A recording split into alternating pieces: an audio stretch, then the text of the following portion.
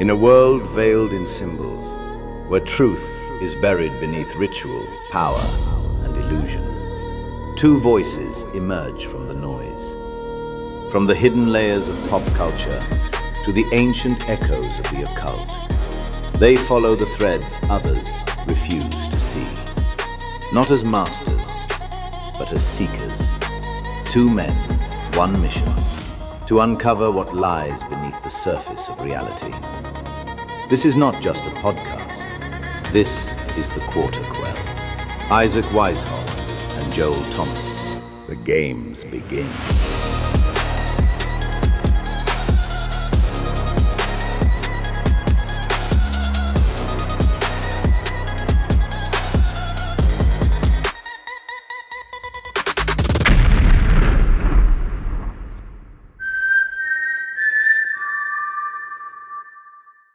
What's up, guys? We are here with a brand new podcast called Isaac and Joel's Kwarter Kwell. And yes, it's a play on the Hunger Games Kwarter Kwell, because we're going to be dropping this podcast every quarter. So every 3 months, you'll be getting a new show from Isaac and myself, and we'll be picking some sort of interesting topic, and we'll be doing a deep dive on it. And we know a lot of people have really enjoyed myself and Isaac coming together and doing plenty of shows now in the past over the last couple of years. And we decided to come together and do this because we thought it would be a lot of fun. And frankly, Isaac and I have a very similar style of research, and we typically tend to go down a lot of the same rabbit holes. So we said, why not? Yeah, man. Yeah, I'm excited for this, dude. I couldn't find a better partner in crime for this. So let's really knock it out with all this heavy duty occult symbolism, because I feel like with the realm of things today, World War III, weird political moves, weird alien revelations, there's a lot of catching up the public has to do to some of the people that have been researching the occult for all these years, like us. Yeah, man. And you brought up aliens, and I'm sure we'll touch that at some point, because, man, is a lot of weird stuff coming out with that right now on all fronts too, man. I've been pretty blown away. And speaking of someone who's been talking about aliens, is the guy that we're going to talk about today is good old Donald Trump. And I brought up several topics to you when we were trying to pick out a topic to do. And I said, why don't we really hit on Donald Trump and his past and a lot of the occult ties with Donald Trump? Because one of the interesting things about Trump, Isaac, is when it comes to secret societies, when it comes to overt connections, he doesn't have a whole lot. You have to really look through family ties. You have to look through people he's been involved with. And I honestly believe, as we go through this day, I think that was by design. I think he needed to be presented as this outsider. He needed to be presented as someone who was against the system enough to where people would believe that he wasn't a part of the same lineage of guys like Bush and Obama and Clinton's and Reagan and all those guys all the way back, right? He had to be kind of the outlier to that.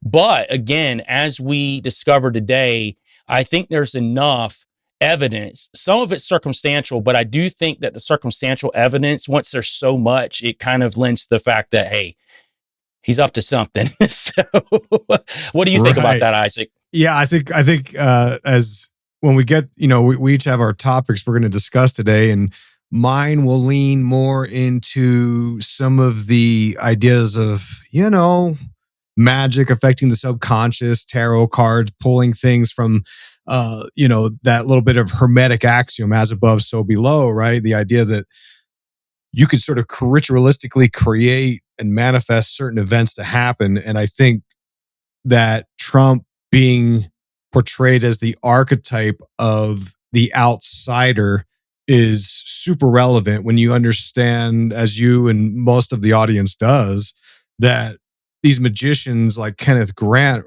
and Michael Aquino, like these guys were very much interested in pulling in the forces of the adversary, the adversarial characters like Set or Typhon, or, the Antichrist even. And because there's these two polarities at play, and they, that Hegelian dialect kind of talk, there's these two polarities at play, and you need both of them in the way that in the way that Aleister Crowley was trying to bring about the end times. They all have this eschatology fantasy of bringing about the end times. And Crowley was trying to do it from the dark side, from the evil side. And Christians and those types of folks are trying to do it from the supposed, side of light. Which I disagree with all of these people involved. And I think they're all doing fool's errands here. But the point, it doesn't really matter what I think. This is what they're doing. They're trying to sort of ritualistically create something that sounds terrifying to me. Yeah, for sure. And I'm with you 100% on a lot of the ritualistic way of bringing things into play. But I want to start with more of a geopolitical side of Trump and his connections with specifically the Rothschilds and the Rockefellers. And it's really a part that a lot of people don't know about. And it was really done on some very early research that went all the way back to the 70s. And one of the guys that started bringing this to light was a guy called Michael Collins Piper. And the reason why I want to bring up Michael Collins Piper is because of some weird things that surround him and his death.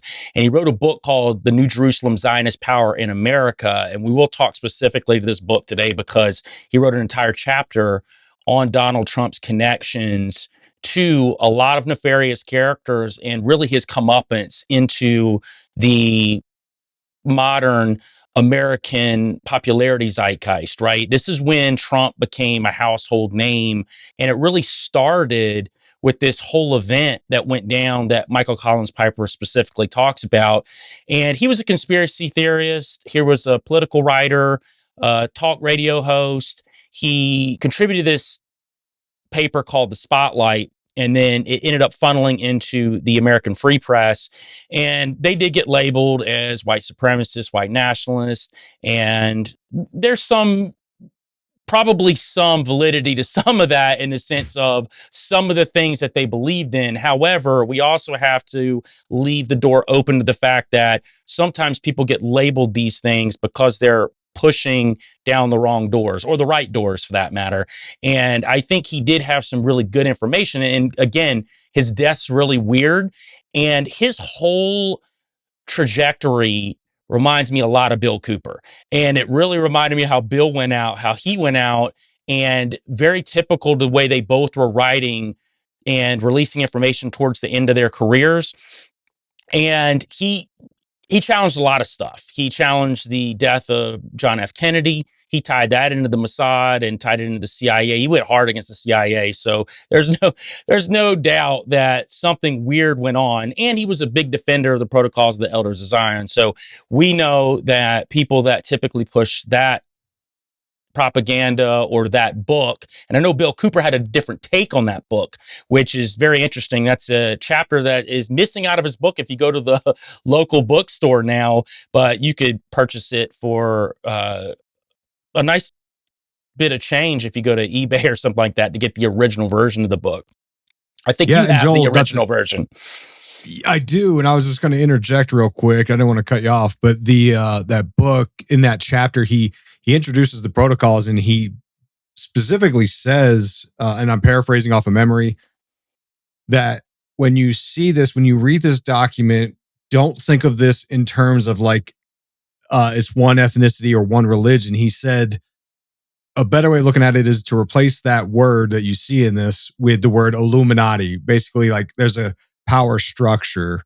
It was kind of like the preface he had to the document. So even he was kind of addressing it back then of like, some of this sounds like it's going down one avenue, but like keep your wits about you and sort of stay at a higher perspective of it. Yeah, absolutely. He even said, swap the word Zion out with Scion, which ties into the Priory of Sion, which also ties into the Illuminati. So that was an interesting switch. And he actually, at the beginning of that chapter, he sets out a table of words that you need to switch out as you're reading this to get the fuller context of what the actual document means. So you're 100% right on that.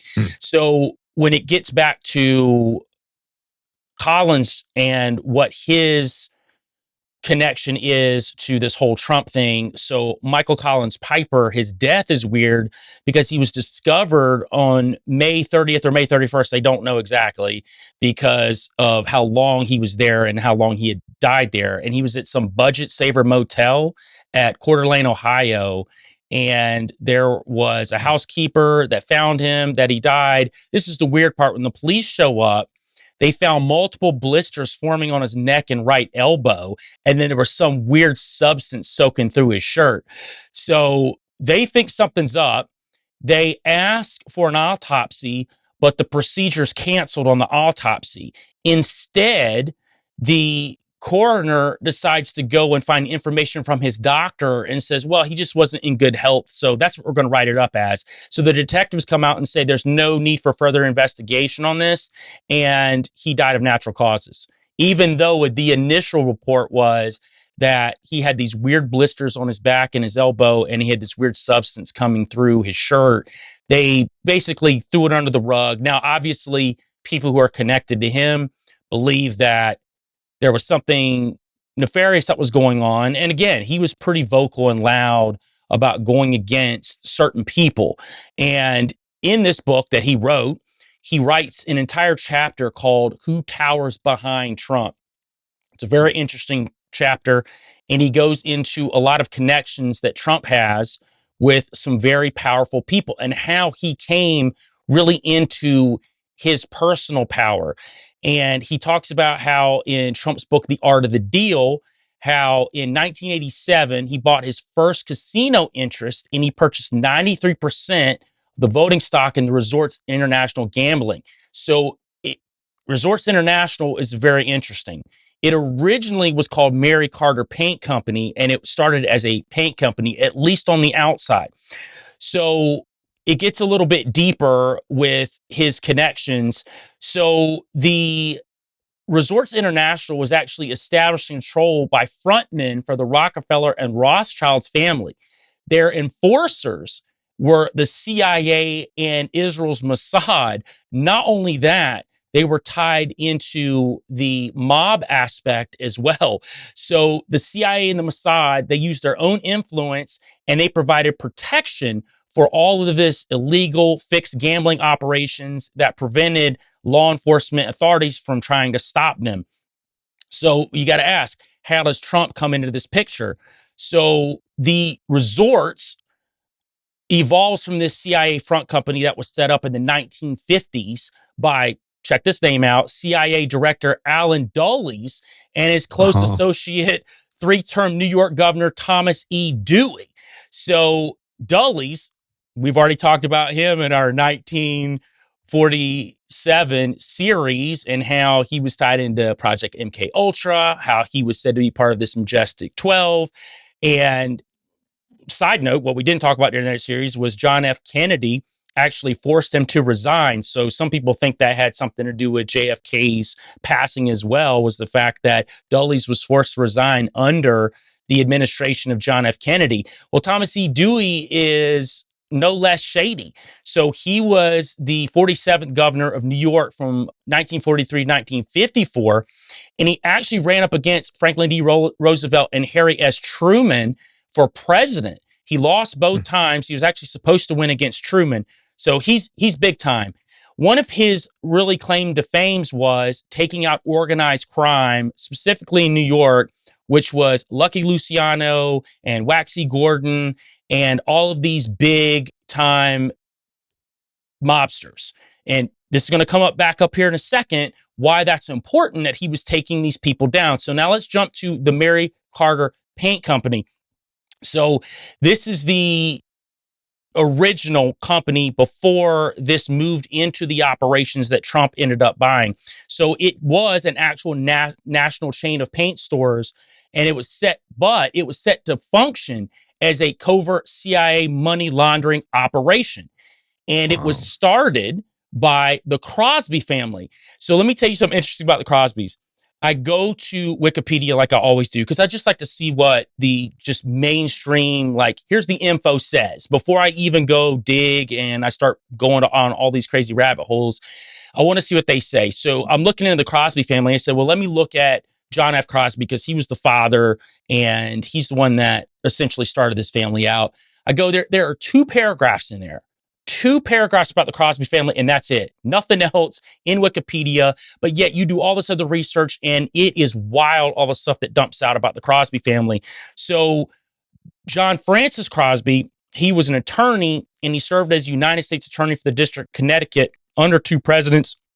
And here's the interesting thing about him. So when he first comes into the American knowledge in the summer of 1906, they run this story about him.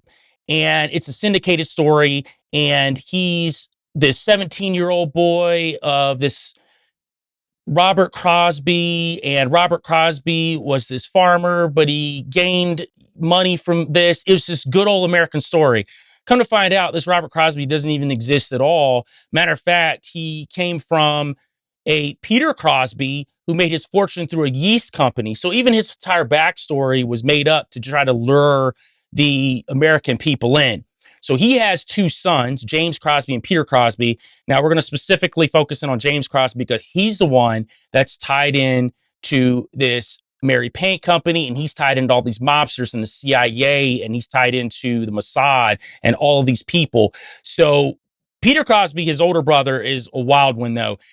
You didn't know if he was a millionaire. You didn't know if he was an oil tycoon. You didn't know if he had money. He didn't have money, but he was tied in with these mobsters. He was running around with all these famous women who were movie stars. And matter of fact, he was a woman beater on top of that. Never got in trouble for it. And his younger brother, James Crosby, starts working at the brokerage firm Harris, Upham and Company. Now, Harris, Upham and Company is interesting because it is in the Wall Street location of the Rockefeller Center, and they are tied in directly to John D. Rockefeller. So this is where he starts really getting his comeuppance. Matter of fact, he outshines and outclasses his father by a million miles because he is getting tied in with all of these very, very high-profile people. One of those high-profile people he gets tied in with was a guy we just mentioned, Thomas Edmund Dewey. So Thomas Edmund Dewey and he are connected together because of this Mary Paint Company, because the Dewey and his associates, they take $2 million in CIA funds and they buy controlling interest in Crosby Miller Corporation, which funds down to the Mary Carter Paint Company. So they're using money from these operations to fund the anti-Castro Cuban exiles. So this is all the precursor to Operation Mongoose and everything that happens during the Kennedy administration later on in 1961. So all of these weird things are happening behind the scenes with the CIA, Mossad being tied in to the Crosby family, specifically James Crosby. So this is where it gets even more interesting.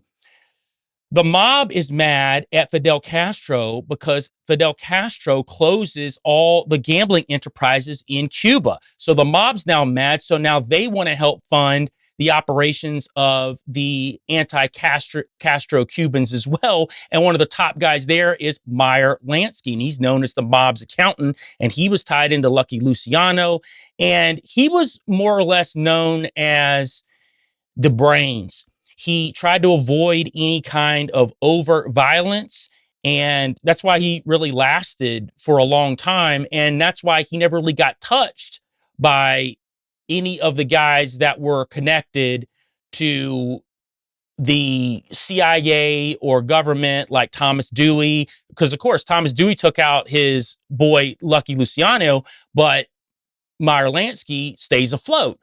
So as we get a little bit further into the Mary Carter Paint Company, so Meyer Lansky is directly putting money into the Mary Carter Paint Company, but now the Mary Carter Paint Company decides to spin off its paint division. Check this out. This is wild. They spin off just a paint division into casino operations, particularly in the Bahamas. And then they change their name to Resorts International, and they begin to massively expand internationally. So this is wild. So you got this paint company who was started by the Crosby family. And the Crosby family is specifically James is tied into the CIA, tied into Dewey, tied into Meyer Lansky, and obviously the Rockefellers. And because that they want to expand operations, they are using the Mary Carter Paint Company as a money laundering front. Well, now they decide to change it into a full-on casino operations, which obviously they're going to use for more laundering. But this is the best part. Several principal investors in this expansion will really make your eyebrows rise up. We've got Meyer Lansky, who we just talked about. David Rockefeller becomes a big investor in this as well. Investors Overseas Service, the IOS, dumps $2.5 billion into it.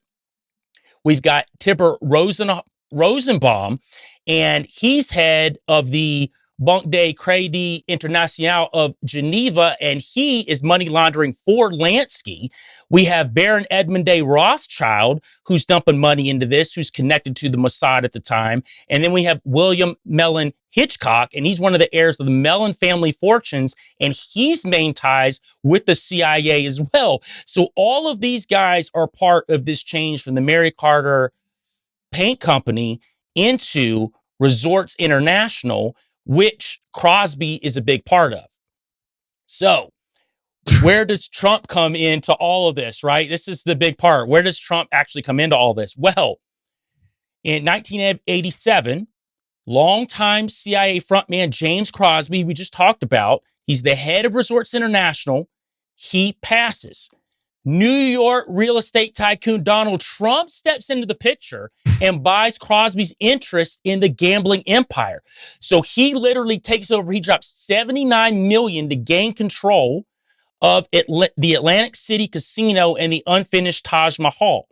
So Trump jumps in and takes over 93% of the company, which is run by the Rothschilds. It's run by the Rockefellers. It's run by the CIA, the Mossad, and anything else that's nefarious in between. So we have to ask the question, Isaac,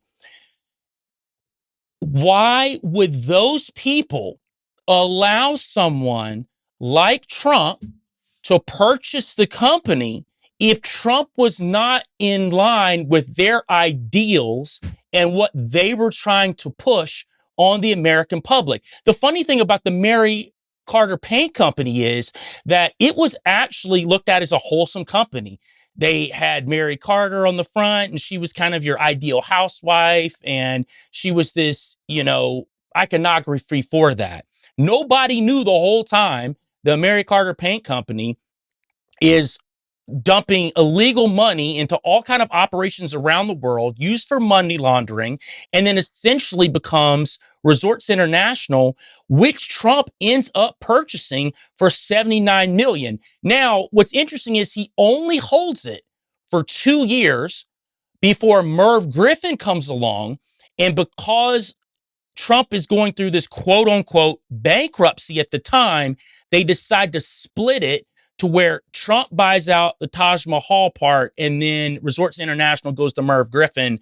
But what this did, in my opinion, and according to what a lot of the research I've looked into, is that this is the moment that pushed Donald Trump into the forefront of what people would now know him as. It was actually a jump off point for him to whereas, yeah, people knew him, but they didn't know him yet.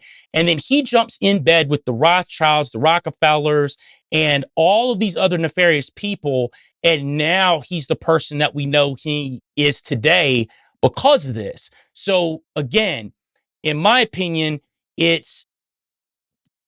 I think, right, that he had to be okay with what these people wanted, and he had to fully be going along with what trajectory they had for him to even be allowed to purchase 93% of this company. No doubt, man. That's wild. I hadn't heard none of that stuff, but I do. Let me add in what little bit I have consumed in this realm, because there's a Steve Bannon interview with Epstein that released, and on it, Epstein clearly says that, he was buddies with David Rockefeller, and how close these two were, and how Rockefeller started the Trilateral Commission.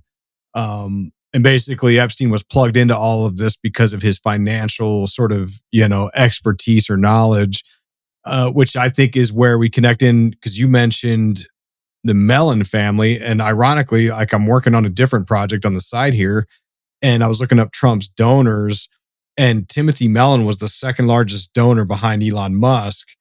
And I was trying to find like, okay, what's like the dirty story on Tim Mellon? And he's like this reclusive banking heir of the Mellon family. And turns out his father, Paul Mellon, was on the Epstein flight logs. And the bank of one of the Mellon banks was sued by Epstein survivors and so on.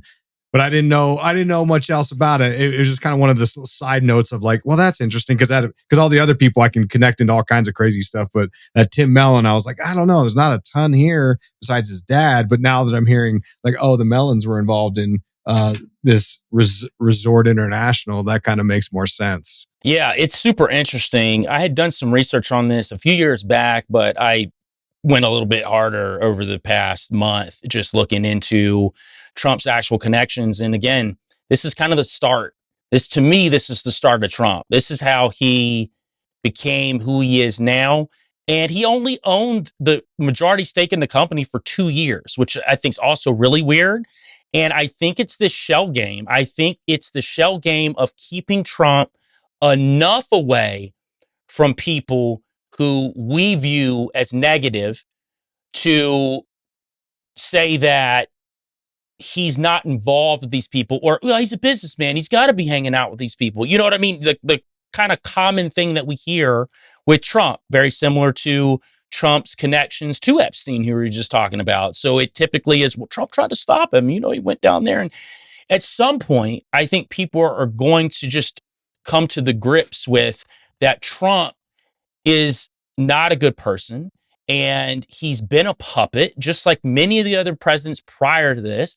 And as we look at all of his connections, and we're about to get deep into the occult aspects of it, but I think this is a good jumping off point and showing how he even really came to the forefront to what people now know him as, this almost, pop culture icon now. Right. And to sort of segue into the occult aspects, when you have, I look at Trump as no different than your pop singers, your Justin Bieber, Lady Gaga. Like these people they're given fame and wealth, but in exchange, like you've got to push some kind of narrative. You've got to play a part in the, quote unquote, great work of the occult. And Trump's the same way. He's the guy, he started out, he got famous through basically like Hollywood stuff, like in commercials and being in movies and so on, right? So when I look at Trump, I think about the history of the occult and how they make change happen, right? Magick is changing society through conforming society through the will, right? So it's basically the magician, these Kabbalists or whoever they are trying to create a reality, and they know how to do it. They do it through harnessing our energy, showing us things to make us respond a certain way. Like we're very much sort of like the sheep pushing everything down the road of what they want us to do. And when I try to explain, because I've had so much grief, I've been anti-Trump since 2015. And it's not a popular opinion to have in the circles that I run in.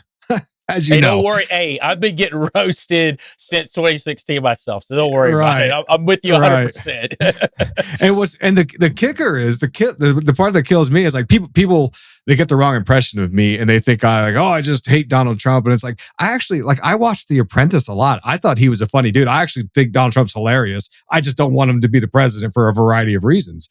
And my dad actually highly entertaining. He's highly entertaining. Super entertaining. Like dude, he was in WWE wrestling for a while. Yes. Yes. Right. I grew up liking Donald Trump. I tell the story. I grew up back east, and my dad was into cycling, and we went to Tour de Trump in Atlantic City, and my dad got to meet Donald Trump, and he was hanging out with him on this yacht, and then he come back and told us like how funny he was and how great he was and all this stuff. Right. So I don't have like this deep seething hatred of the man. I just look at him and think, why do you guys think he's going to save you? I never fell for that. I don't get it. I think that's when they say Trump derangement syndrome, I'm like, that's you guys. You guys are in a cult. Like, since when do we act like our politicians are some kind of savior or some kind of figure to look up to in this manner, right? So anyway, get off my soapbox. When I look at the history of how this happened, right? How do you get a guy who's on film saying stuff and doing things that most of us think that's pretty unpresidential, right? Like they had to do something to make this happen. All right. Like you said, when you started out, like he was the outsider. They had to propel him with this narrative of like, this isn't, it's just like every freaking movie. It's like, there was a Chris Rock movie where he becomes the president and it's like, hey, he's just your average Joe guy. And I'm always like, what are you talking about? The guy's never been to a grocery store. He's rich beyond any of us could imagine. He's not an average guy, but whatever. So how do they do it? How do they get him in there? Right. Well, you have to understand, you have to go all the way back to 2014. We have to go back to Gamergate. And the sort of quick version of what happened with Gamergate is there was this couple, right? There was this female and her name was Zoe Quinn. And she's dating this other gamer named Aaron Joni. And she decides she wants to break up with Aaron. Aaron gets mad, goes online, because these gamers are chronically online. I don't understand gaming culture, so like I will make fun of them because I don't understand it. And he makes like a post somewhere referencing his now ex-girlfriend Quinn, and he's like Zoe Quinn. He's like, Quinn was, because Quinn had created a video game about depression, right? And it had these favorable reviews, and Aaron, who's now mad because she broke up with him, goes online and blasts her and is like, oh, the only reason she had positive reviews on her game is because she was having an affair with the guy who was the journalist writing this positive review.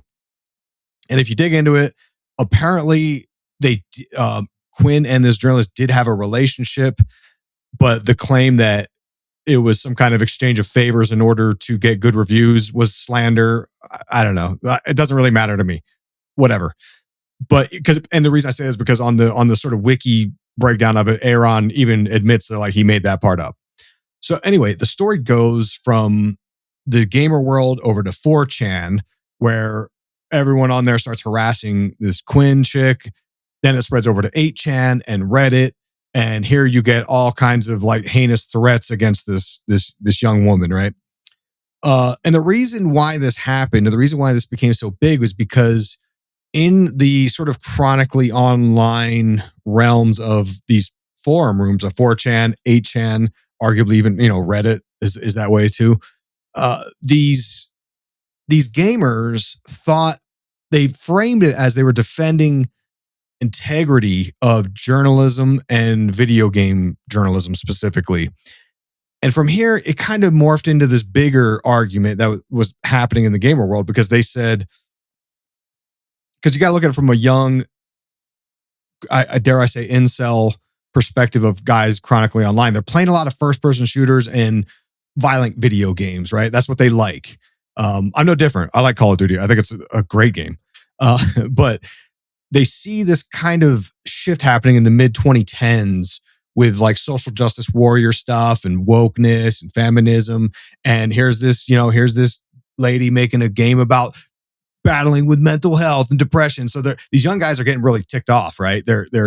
They want it to be an only violent young male space for them, right? And they're like, how dare, like they're trying to encroach with this DEI type stuff. So the culture war starts from here, back in 2014, 2015, and the media starts picking up on it. The alt-right media of like Breitbart News and Milo Yiannopoulos. Milo Yiannopoulos is that dude who he got famous because of Gamergate. He was a nobody at the time. I mean, relatively a nobody. And recall who's running Breitbart News. Steve Bannon is running. He co-founded Breitbart News and took it over because Andrew Breitbart died of natural causes at age 43. Again, there's always these, in light of the Epstein files, every time I see these deaths now, I'm like, this is a setup. This clearly doesn't make sense. Right? So I chalk this up to that also. Everything's a setup. Nah, man, I'm going full black pill in this Epstein world, post-Epstein file world. So this thing picks up speed. An actor named Adam Baldwin, who was in my beloved Stanley Kubrick's Full Metal Jacket. He played Animal Mother. He is kind of, from what I gather, kind of on board with the sentiment of these sort of conservative voices in the movement of like, let young violent men be young violent men. Get these women out of here. And he coins the term Gamergate from what you can find online. So it becomes a big thing. And it enters the Christopher Poole, aka Moot. He's the founder of this 4chan forum, another young guy. And he eventually bans discussion over Gamergate. And that makes all these guys mad. So they start going over to 8chan, whatever, right? There's these like 4chan, 8chan. And if people don't know what those are, there's like documentaries, which are super interesting to me that I've seen several of them. I think there's a couple on like HBO. And it's a really strange chronically online culture. And these guys will say the most heinous thing ever. And you can't tell if they're trolling, because they'll tell you they're trolling. Like they'll make a lot of jokes of, I can't say the terms, but imagine the grossest jokes on the planet. They say it. And it's kind of like, you can't tell if they're joking or they're serious. And that's done on purpose. It's done on purpose so that people like you and I, like normies, right? They call us. If we go in these chat rooms, we're like, ew, like who likes this stuff? And it keeps us away, right? Mm-hmm. And they think it's clever. And we're going to come back to this here when we get to my next topic. We're going to come back to this sort of online gamer culture stuff. But, fun fact, Christopher Poole, the founder of 4chan, turns out he started the most infamous chat room on 4chan called Poll for Politically Incorrect. He started this in conjunction with Epstein. He's in the Epstein files that they were in this conversation. The next day, Christopher Poole sets up the Politically Incorrect forum. So the full Gamergate story is actually like far more complex, and there's a lot more stuff that happens along the way. There's like doxing of women. There's more people involved, but that's like the gist of it, right? And you'll see when you research this stuff, there's just like 2 degrees of separation between all these interesting figures, right? And like Hulk Hogan, he's involved in this in a way because if you recall, around this time, there was a videotape of him that got released from Gawker, right? Yeah. Bubba the Love Sponge, man. He was the one. You know the story of a Hawkster, and I believe it was Bubba's wife, and they were making love. And Gawker released it, apparently, or released frames of it or something, right? And Hulk Hogan sues Gawker. Well, Peter Thiel paid the legal expenses for Hulk Hogan, which is weird enough to begin with. Like, Hulk Hogan's got plenty of money. But Peter Thiel, you understand, was very mad at Gawker because Gawker outed him for being gay before nobody knew he was gay. Gawker outed him as gay. So he had a bone to pick with them. So he pays for Hulk Hogan's legal expenses. And all the Gamergate nerds, they start attacking Gawker as well, which is kind of weird. But they start attacking Gawker as well. And, Gawker eventually loses and their history. They're shut down. Peter Thiel was this is a part of the consolidation of media that's been happening the last 10 years. And I don't know. I don't care about Gawker. I don't know if I've ever been to their website when they were around. But my point is like you've got billionaires like Peter Thiel who can literally buy and shut down the media. Jeff Bezos bought the Washington Post. The what are those jerks that own Oracle? The Ellison, Larry and David Ellison. They're trying to buy. They bought Paramount, which owns CBS. That's why Barry Weiss is in there now. And they're trying to buy Warner Brothers so that they can take over CNN. It's clear that they're trying to take over the press because that's, again, it's all this ritual magic kind of idea of how do you control the realm of what people think about. Mm-hmm. So, and then Hulk Hogan, right before he died, big Trump supporter. He's up there tearing his shirt off at the thing. These guys all owe each other favors, right? Mm-hmm. It just seems like you're like, no, Hulk Hogan likes freedom or whatever, right? And I love Hulk Hogan. Like, don't even come at me with this. I don't hate Hulk Hogan. I just, I think that these guys make little deals and they know dirt about each other. And there's things that go on way behind the scenes that none of us are privy to. In fact, my whole interpretation of Gamergate, I bet there's a million things behind the scenes that I don't even know about, right? But that's so like much. What you could, you're right. There's all these power moves that happen. And this goes further, right? And I'll try to be quick here because I'm watching my time here. I know we have our plan to go back and forth. So here's where enters Epstein and Bannon.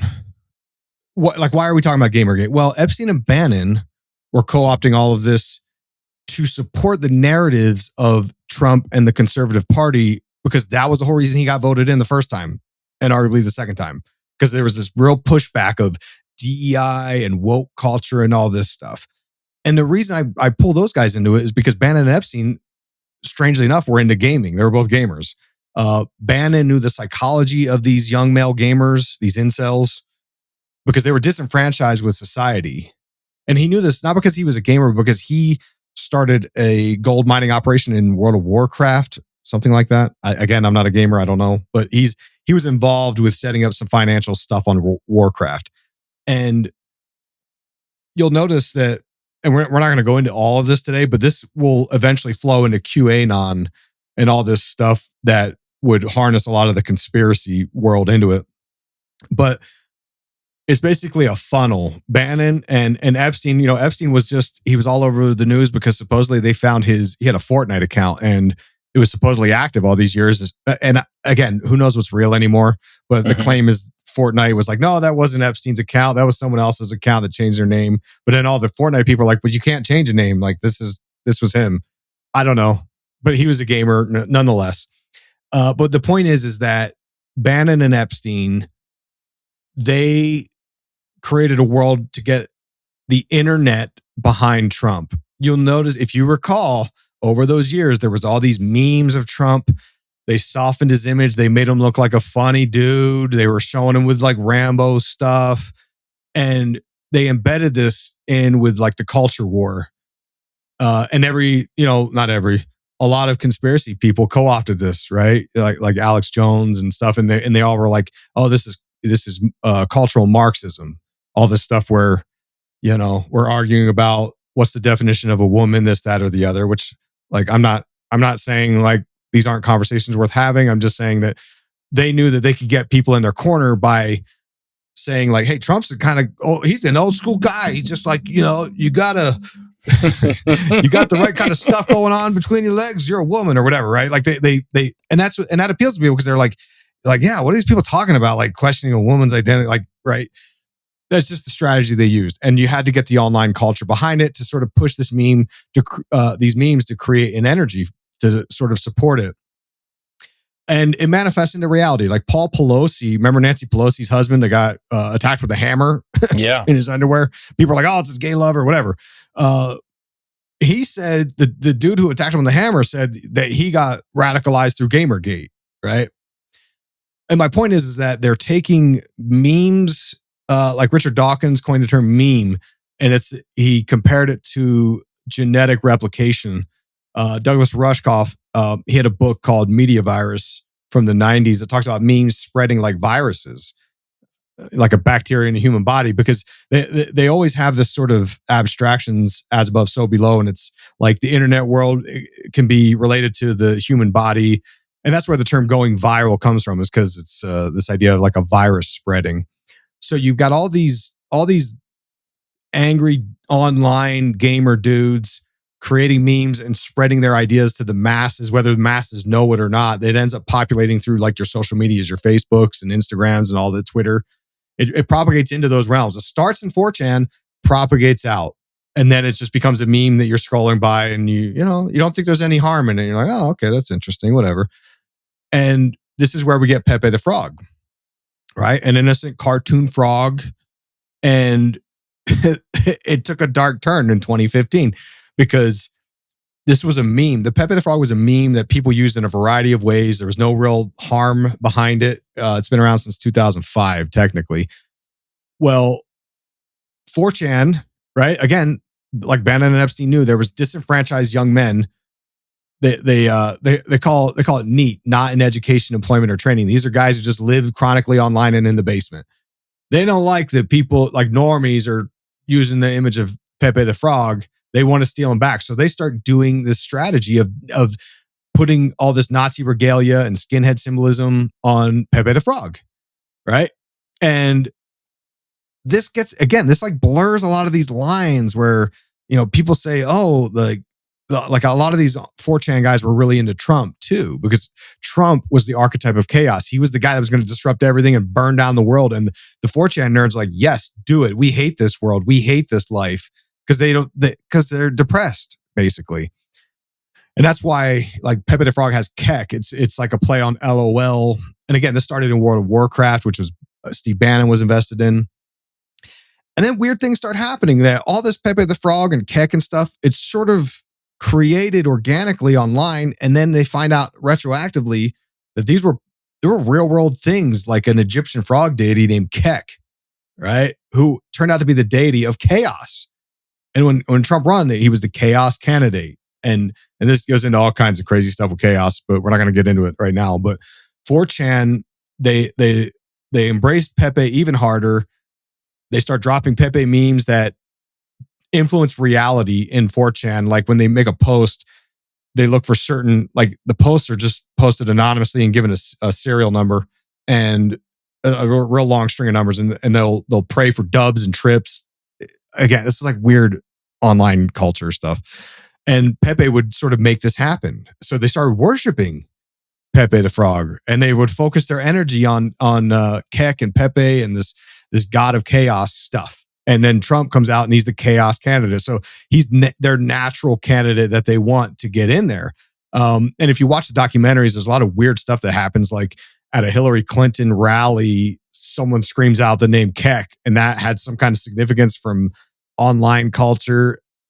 Weird, crazy stuff. The connections are very deep. But Pepe the Frog becomes the most influential fictional character in Time magazine, listed as number 1. Then he becomes a hate symbol, and all this crazy stuff happens.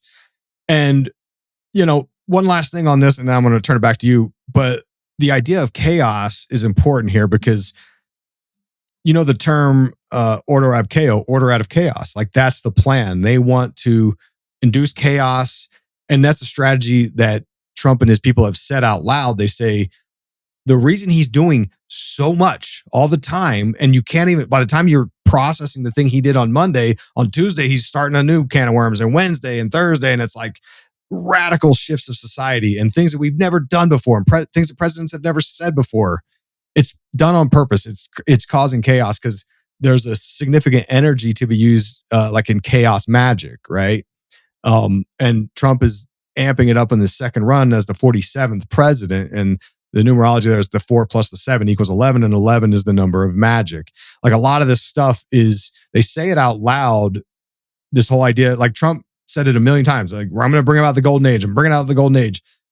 Well, that also comes from the occult. It comes from Steve Bannon, who is a traditionalist. And in his book, War for Eternity, well, not his book, I'm sorry. Professor Ben Teitelbaum wrote a book about Steve Bannon after spending a long time with him.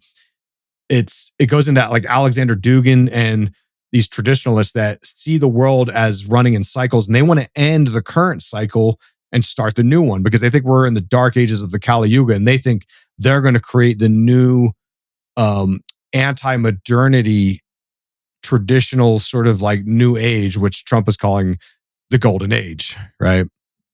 So a long way around to say that there's a lot of energy being pushed through online memes in order to create chaos, in order to use that energy as any magician would. Yeah, no, absolutely. And I was very familiar with Gamergate when it happened, and I'm actually a gamer. So I have... Oh, sorry, bro. My bad. No, I understand that side of gaming though too. So it's I have seen those guys, and there's definitely this incel property to a lot of them. But I can say this, that those guys, it's mostly guys, even there's a lot more women now, and a lot of them fall into the category now, they call them femcells now. So we've got this group of people who kind of feel like outcasts. So what happens is you find a way to utilize those outcasts. To me, it's very similar to MK Ultra Mind control and how we have these school shootings that happen. And you'll find out that said school shooter was also down one of these 4chan, 8chan rabbit holes, or was also connected to some sort of gaming. A lot of them are connected to gaming. So I do think that there are operations in place that are there to target. And I do think that in this particular case of Gamergate, I think it started to get out of control in the sense of it was ballooning. And you had guys who had money who were ready to push the next phase of the operation in place to move us toward that end game, the ever looming end game of, the end of the world as we know it.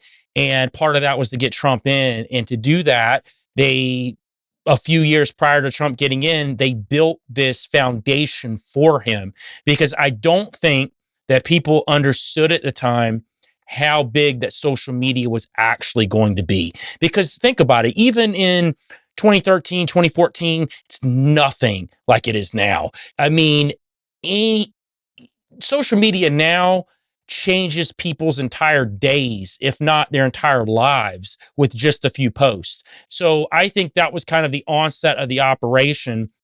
And they used these people who were, like you said, disenfranchised.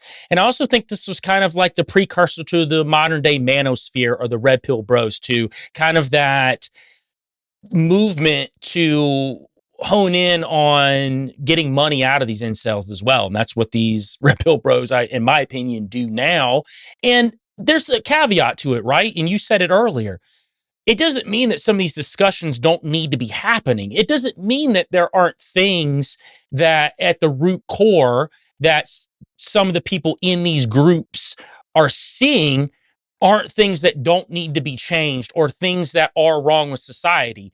The problem is they're just getting tooled around like everyone else, but in a different way. And they think they're so awake and so aware to what's going on in the world that they are allowing themselves to be manhandled. And this goes back to what I've talked about plenty of times on my show, the Cass Sunstein effect, and back to cognitive infiltration. And this goes back to 2008. And this talks, without getting too deep in the weeds, but Cass Sunstein and Adrian Vermeule write this paper on how to infiltrate these groups and how to take conspiracy theories and take ideas and then shift them to help their narrative, to help the government's narrative.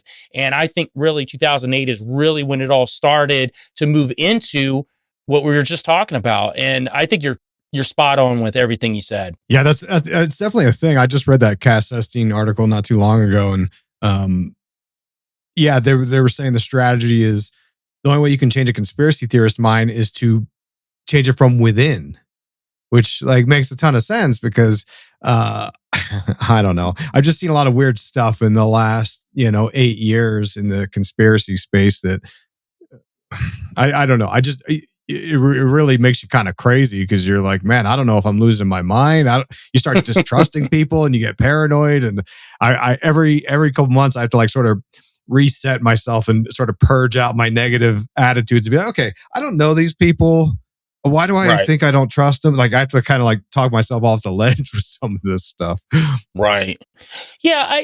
I think for me that I'd say over the past couple of years, really good at keeping myself in a positive space with a lot of this, and also understanding that some people that I may consider to be a controlled op or something along those lines, right, might not actually be. They might just be falling for something that's being given to them on a platter very similar to what we were just talking about, the Cass Sunstein effect, that they were infiltrated in a way that makes it seem like that they're a part of something. And unless we truly know that person, we can't really say that verbatim. Now, there are some people, though, I will see certain things said where I'm like, that don't sound right. You're definitely leading people down the wrong path here. And I think Trump would be a prime example of that. And I think we're going to shift even deeper into this occult aspect. And we're going to talk about Trump's connections to secret societies here too, because it's one thing that gets left out. And the fact that he's not on the books per se as being a part of Skull and Bones or any of these other nefarious organizations, Freemasons, or any of the other ones that we talk about, Rosicrucians, anything that could be in the realm of something we can say, I told you that he was a part of something. And I think that's by design. And I always think about this interview on Fox News back in 2016 with Newt Gingrich. And I remember him saying that he is not a part of the club. He's uncontrollable. You know, he hasn't been through the initiation rites. He didn't belong to the secret society. And I don't think they don't see him. They have no idea how you know he hasn't been through the initiation rites. So basically, he came out prior to him becoming president and painted this picture of Trump not being part of the club. And I think that on the surface, people will point to all these things and say, he's not. We can't look at anything. Well, we actually can, because if we look at his connections and ties, which, I mean, we were just talking about all of the people you were talking about, the people I was talking about with the Rothschilds and the Rockefellers and all of them. I mean, he's connected to a lot of nefarious people, but we can even look to his early childhood. So Dr. Norman Vincent Peale, and he wrote a book called The Power of Positive Thinking in 1952. It's a very popular book. Most people know it. He was also a pastor at Marble Collegiate Church in New York in 1932, and he was there for a long time, several, 30 plus years. But Trump and his family went to his church when he was a kid. As a matter of fact, Trump talks about on Sundays, they drove into Manhattan and they worshiped at the church while Peale was pastor there. Donald and his sisters went to church there. Fred and Mary took him there. And Trump says, I still remember Peale's sermons.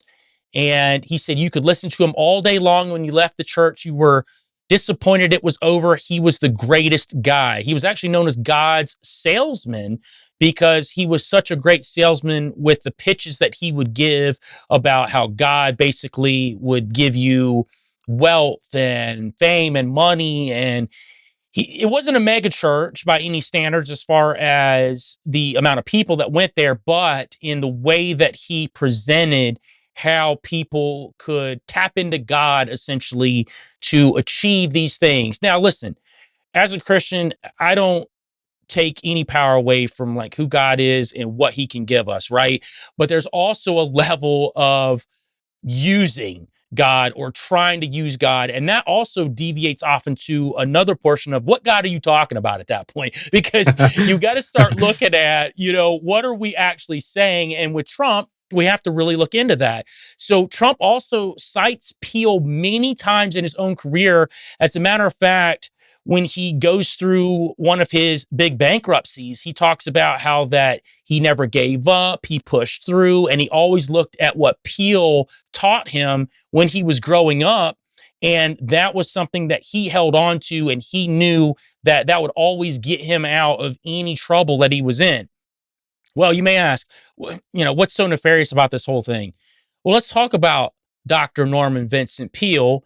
He was a 33rd degree Scottish Rite Freemason, and he was a dedicated member for over 60 years. As a matter of fact, he was the Grand Chaplain of the Grand Lodge in New York, and he believed that Masonry's moral values were a service to God. He even quotes, at first I thought about my own forebears. It was a great thrill to kneel before the altar of the lodge to become a Freemason. Well, again, I ask you, what God is he kneeling to? Who are they actually praying to?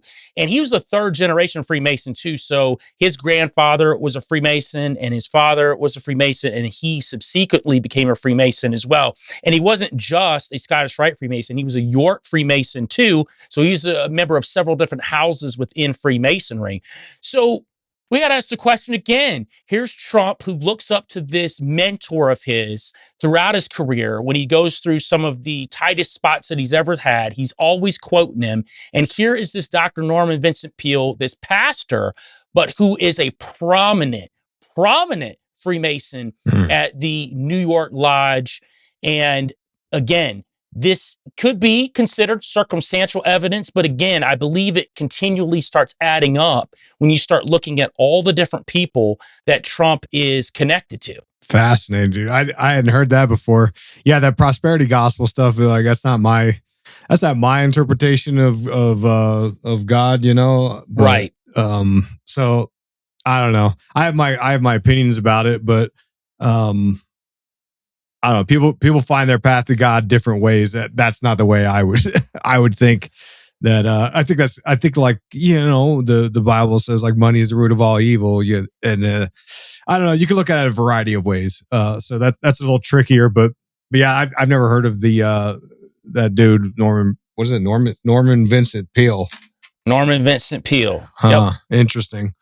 So is the idea that Trump could secretly be a Freemason, or is it because it's the same thing with Epstein, right? People say clearly they were very close. I mean, there's no doubt there. But then people are like, yeah, but he was Sam Tripoli always talks about. He says he finds it hard to believe that Trump was the lighthouse in the sea of doo doo, right? Because that's where he's swimming with all this doo doo. 100%. That's hard to believe.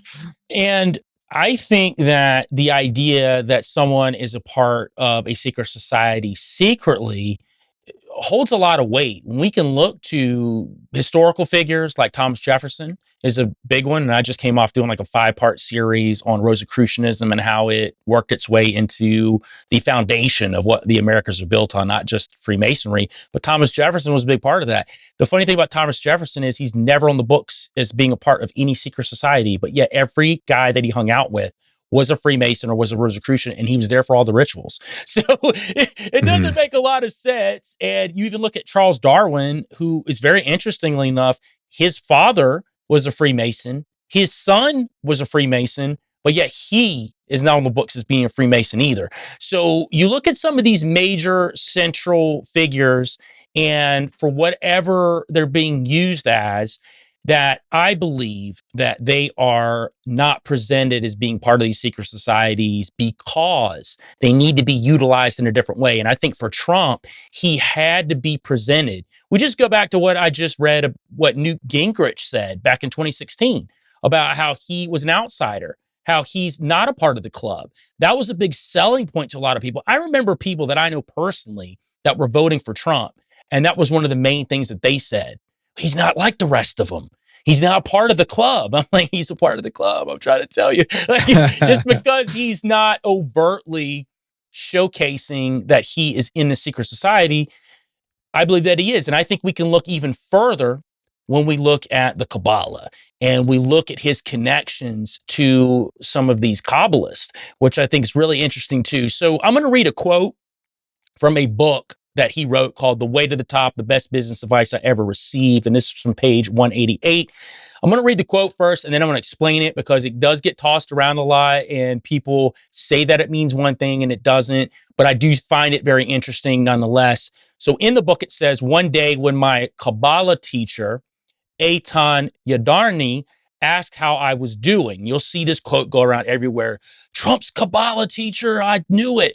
Well, that's actually a false claim to a point, because when Trump wrote this book, he took out short business contributions from businessmen and he would put in what they wrote into his book. And one of these guys is Guy Osiri. And I don't know if you know who he is, but he was the A&R at Maverick Records, and he helped Madonna, Red Hot Chili Peppers, Alanis Morissette, Deftones, Paul Oakenfold. He was actually in the movies too with Maverick Films, which he helped put out all the Twilight movies. This guy's big time. So he actually wrote this quote, and he was talking about his Kabbalah teacher. Now, he is Jewish.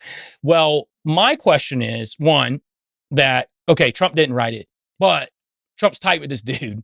There's another guy that Trump's tight with that somehow he puts in his book and allows that to be in his book to showcase how someone can achieve some sort of wealth, power, and fame. Because that's kind of the point of the whole book, is teaching someone, it's a self-help book, how to get what you don't already have. So to me, that's kind of one of the things that I took away from it was, well, he's friends with the guy. He's close to the guy. The guy's clearly involved in all of this Jewish mysticism tied in with God knows whatever else at that point.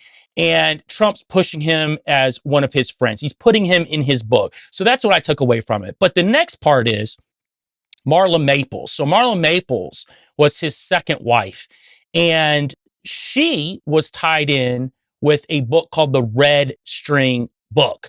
Now, we're going to get into the red string and what that means with Kabbalah, and it ties into the evil eye or the Ayin Hara.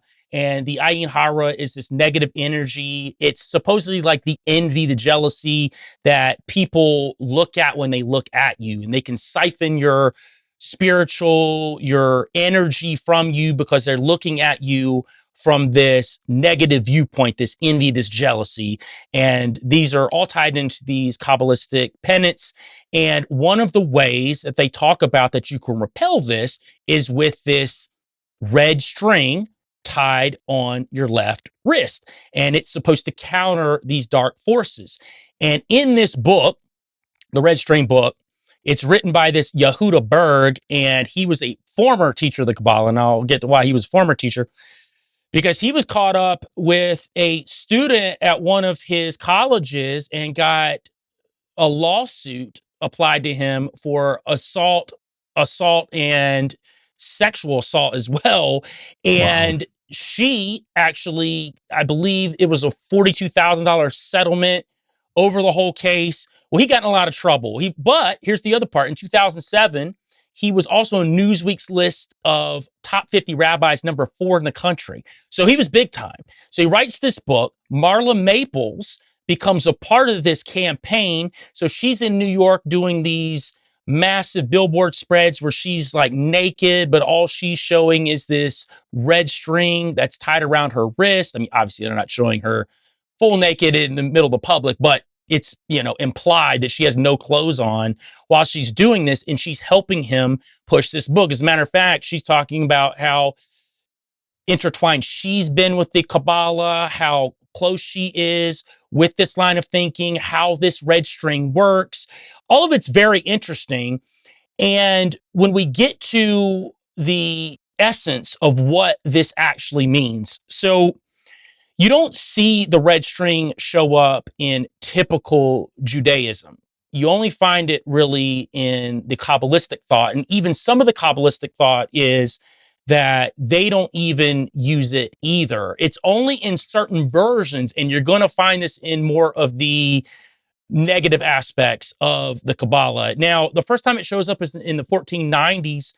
And this is when the Jews weren't allowed to wear the tefillin. And I'm sure you know what the tefillin is. It's the little black box that goes on their head, that ties to their head. And many people think it's tied into the black cube of Saturn and all of these other things like the Black Rock and even the Black Rock Company. That's a whole other rabbit hole, but they couldn't wear that. So they wore this red string instead because it was supposed to ward off all of this negative energy. Well, fast track to the modern day Kabbalists, the celebrity Kabbalist, Leonardo DiCaprio, Michael Jackson, Ariana Grande, Tucker Carlson. We've got Madonna rolling around during her Confessions tour in 2006, rocking the red string on her left hand as well. So the essence of what it even means, it's supposed to represent the sacred goddess and the worship of Rachel, the matriarch of the nation of Israel. At least that's what the Kabbalists are saying. And it's supposed to protect the wearer from the evil patriarchal energy, which would represent Abraham. And this is that, divine feminine aspect, the yin and the yang, the duality that is at constant odds, right? And this is what this string represents. Well, it actually gets a little bit deeper, because the more I started digging into it, I said, man, there's something else to this when it comes to magic and the aspects of where the string came from and what it represents in a more nefarious way. So when I started looking at what a lot of the Judaic writers were saying about this red string, because they were very much against it. Again, we're not talking about the Kabbalists. We're just talking about guys that read the Torah, that are part of a more stringent aspect of Judaic activities. Well, they refer to the string as the Darke Amore, and it falls under these forbidden practices, these pagan that have these pagan origins. Darke Amore means the ways of the Amorite. Well, I'm big on the Nephilim and I understand the aspects of where they come from. Well, the Amorites in Amos 2:9, yet destroyed I the Amorite before them, whose height was like the height of the cedars, and he was strong as the oak. Yet I destroyed his fruit from above and his roots from beneath. And the Amorites in the Jewish encyclopedia refer to them as the masters of witchcraft. Matter of fact, they said they were shape-shifting sorcerers or giants. And in the Bible, they specifically talk about them as being high practitioners of divination, sorcery, charmer arts, and they also consulted with the dead. So they are of this Nephilim origin of these, I would say now, these Nephilim spirits that are demonic spirits that are invoked many times with a lot of these occult practices. Well, this is where this red string comes from. And this ties all the way back to Donald Trump's second wife, who was promoting this underneath a book that was written by a guy who was also caught up in sexual assault, who was one of the top 4 rabbis in the country at one point. Man, that's incredible. Okay. I'm still stuck on, you said Leonardo DiCaprio is a Kabbalist. How dare you? Hey, man, he's a great actor. I'm not going to take that away from him. Okay, so, man, I've got to look some of this stuff up, man. The Darke Amorde? Is that so what it's it was called? The Darke Amare is what it's called, and it's Darkeiamori. Okay, and that basically is a potential link back to Nephilim and the Watchers and the sort of forbidden arts. So because that's part of my research right now, is trying to understand in this sort of end times prophecy, World War III world we're living in today, trying to understand who believes in what. And the one thing I find that I'm still trying to unpack is the Sabbateans, right? And the Jacobites and all this stuff. And from what I understand, it's like this sort of fringy group that believes in embracing all these forbidden practices that are not part of, the main religion. And they're into a lot of dark arts stuff, right? They're into like kind of the worst things that exist, which when you read the Epstein files, you read all this stuff and you're like, are they really doing this stuff? Right. And that would be the explanation that could fit that theory. And I had no idea. I hadn't heard about the red string bracelet being a forbidden practice that goes back to the Watchers. I mean, it would all make sense that we're coming back full circle to the beginning, Absolutely, man. And I think that the one thing in my research that I've consistently found a connection to is the Nephilim. I tend to find them everywhere I look. It doesn't matter. I could be looking at something that I think is pretty benign, but then it tracks back to this watcher connection with mankind. And whether it's technology or whether it's some sort of magical power that they give to man, or just the idea of obtaining fame or fortune or power in that spectrum as well, they just typically find themselves somewhere involved with all this. And I think that's why that I believe the way that I do about Christianity and the Bible, because of what I see consistently popping up in my studies of the occult.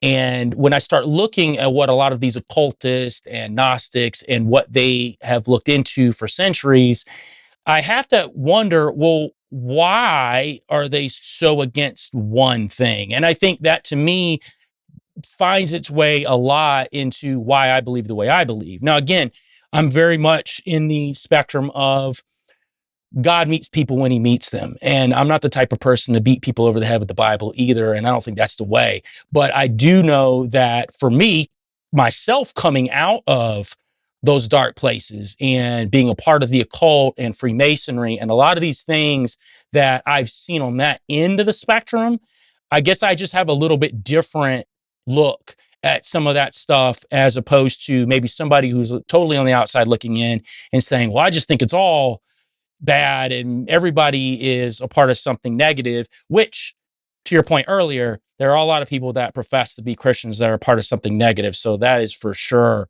something that we all have to look out for. And I think that, especially in this time right now, man, it's hard to really sift through what's real. And I think that for me, being able to find that connection to God, it has helped me out a lot and not get so, bogged down with negativity or feeling negative in a sense. And, I think that we got to have a place to look to for hope, man, because if we don't have hope, man, we might as well just be one of those incels that get on 4chan and talk for 20 hours a day.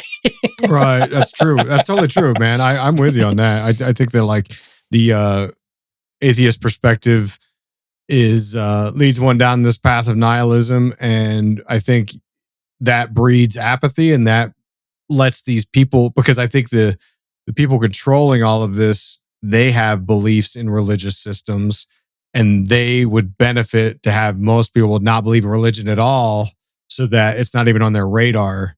So they just kind of like sit back in the cut and let these elites do what they do, Totally agree, man. Well, I got one more interesting thing about the Kabbalah and Trump that is really fascinating. That happened in 2016, right before he became president for the first time.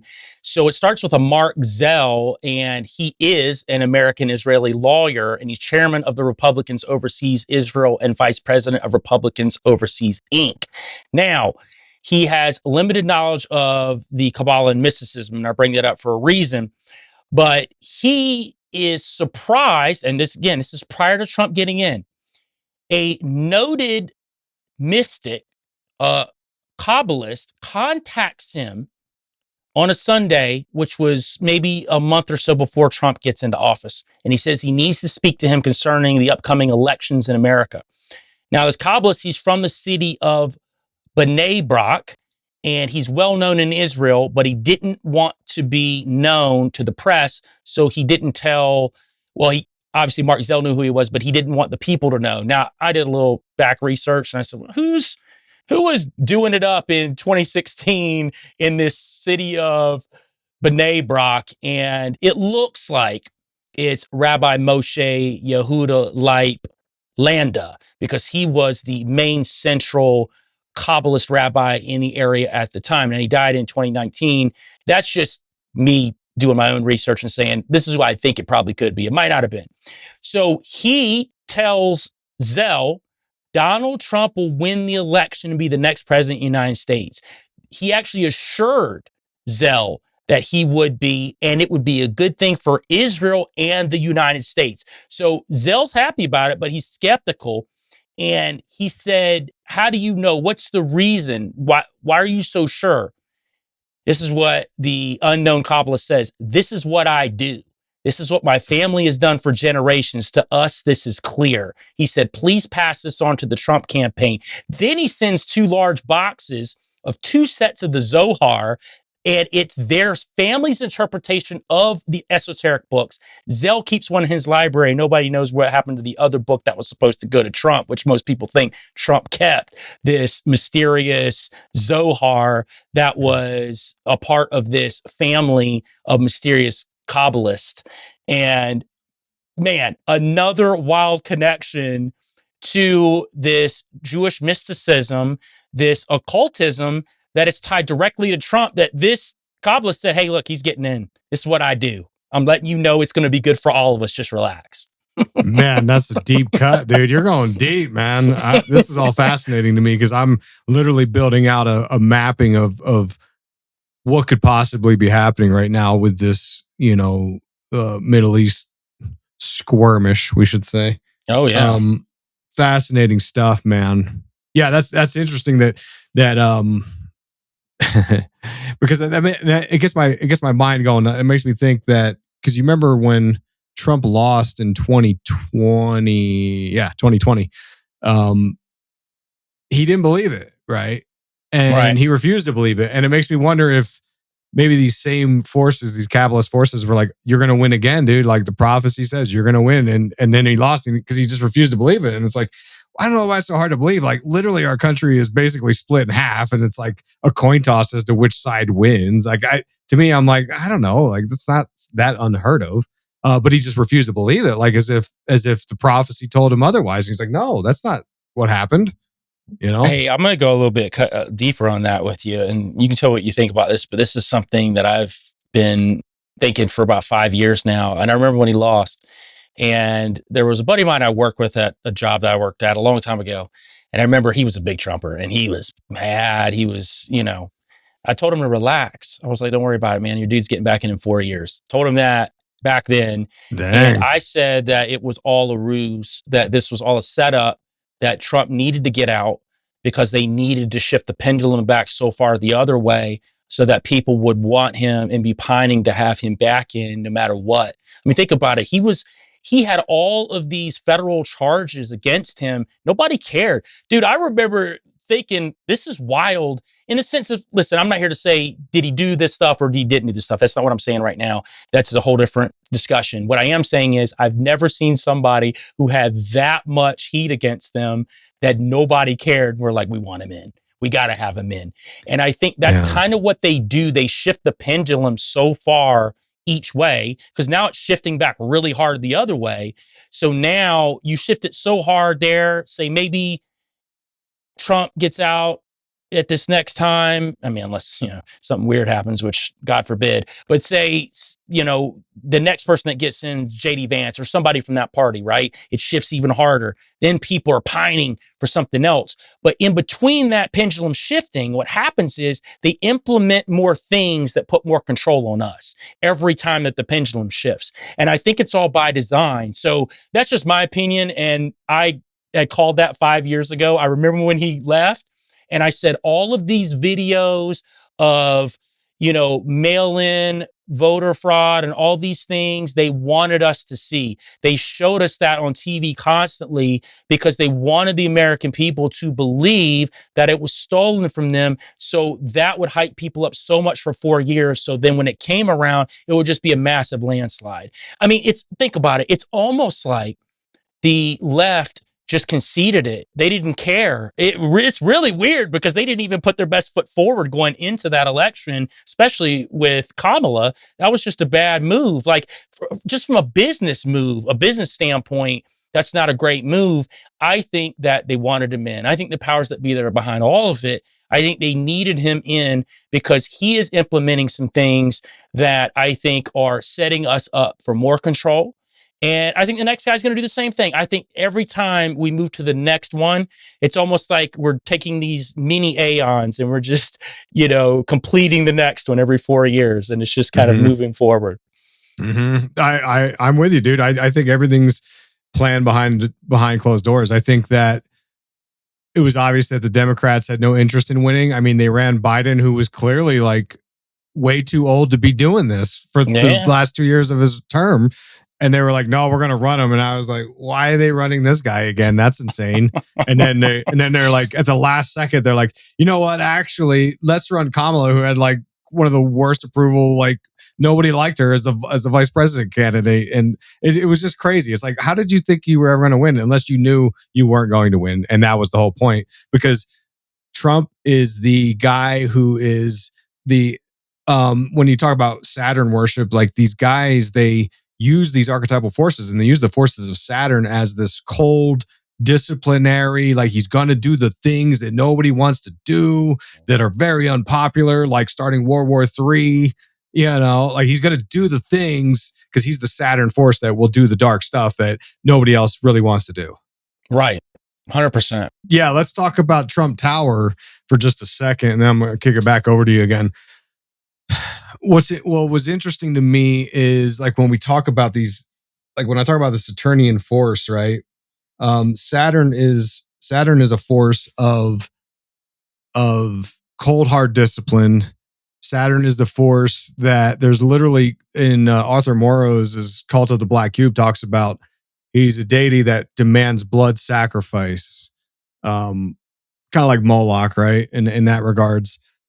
So when you look at again, if you look at it through the ritualistic perspective of things, Charlie Kirk and his assassination was one of the biggest events we've had in all of, my time on this earth. It's up there. I don't know if it's up there with 9/11, but it was huge, right? It was very close. Probably like equivalent to RFK Jr. getting assassinated or something like that. And what's interesting is that when I was researching into Donald Trump, the Trump Tower, Charlie Kirk's father was the architect for that. The famous Trump Tower in New York where Trump lives. And of course, like him being an architect is kind of rich in terms of, Freemasonry and architecture, grand architecture. And like that's their whole thing, is encoding symbols with sort of, symbolism and archetypal energies of whatever, right? So let's look at the Robert Kirk was Charlie Kirk's father's name, and he was the architect for the Trump Tower. And if you recall, there was this weird situation that happened in the Trump Tower with Christopher Oddy. Do you remember that guy who showed up at the Trump Tower with a gun and the flag, and he was shooting it up and stuff like that? That's right. Yeah, and it was like a really weird event, and people were like, "What's this guy's deal?" And then the police interrogate Christopher Oddy, and turns out he's talking about how he was a sex slave for Diddy. And this is before Diddy, people knew that was a thing, and people were like, "This guy's crazy. What's he talking about?" And he literally breaks down the whole Diddy operation to these police forces, and everyone's like, "This I guy's remember just this lost stuff, his man. It mind." was so wild, man. Yeah. Well, he did that at the Trump Tower, which is pretty interesting. So the Trump Tower, Trump lives on between the floors 66 and 68, which like 66 is, we talk about Kabbalah, like the dark side of the Kabbalistic tree of life is ruled by the 66 Klepoth, or the 66 fallen angels, supposedly. So that's interesting, given all of the Kabbalah connections. It could be something, could be nothing. But when you look at the architecture that Charlie Kirk's father basically designed, if you look at it, there's a YouTube video I recommend to people from Watchman's Cry. It was on YouTube that I saw a lot of this stuff. If you look at his artwork that he has, he's got artwork of Abaddon, the God King Destroyer. And Abaddon is tied into a lot of these like dark forces. Plato said that Abaddon could only be appeased through the blood sacrifices. Very much Saturnian idea right here. And the tower, if you look at the Trump Tower from the bird's eye view, you'll see that there is an inverted pyramid juxtaposed with 7 large towers, right? This is the phallus with the chalice, to rhyme. But it's the feminine womb and the masculine. It's the opposing forces, these opposing polarities. This is very much like the Baphomet symbolism, right? And on that inverted pyramid that you see that there are 6 trees on each side of the pyramid. So it's 666, right? And this is where Trump lives. This is literally the home of the Antichrist here. And when you look at the Charlie Kirk thing, there's a lot of weird things that happen there too, right? There was a lot of parallels with James Shelby Downard's theories of King Kill 33. And the whole purpose for people who don't know, James Shelby Downard was this like old school conspiracy guy who saw symbolism in mysticism and all these events, particularly in the assassination of JFK, which he deemed as an event that the Freemasonic cryptocracy was going to use to usher in this new age, this new world order, right? They're constantly making events happen, making rituals happen in order to usher in this next age. And the whole purpose for the King Kill 33 ritual is to induce chaos and bring order. Kind of like we were saying, every time you put a chaotic event out there, people freak out and they're begging for order, kind of like 9/11's a big one. It was like, oh my God, there's terrorists everywhere. Let's bring in some surveillance. Let's bring in the Patriot Act to keep us safe. We beg for the safety. It's the privacy and the rights in exchange for supposed safety. So Downard, he described America as the witch's cauldron of ritualistic crimes and psychopolitical dramas. Mm.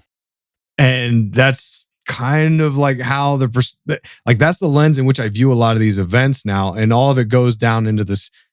It's always going to this master plan of the new world order or the golden age, which Trump literally said, we're going to take you into the golden age. And the symbolism of the Trump Tower with the male and the male phalluses and the female, the womb.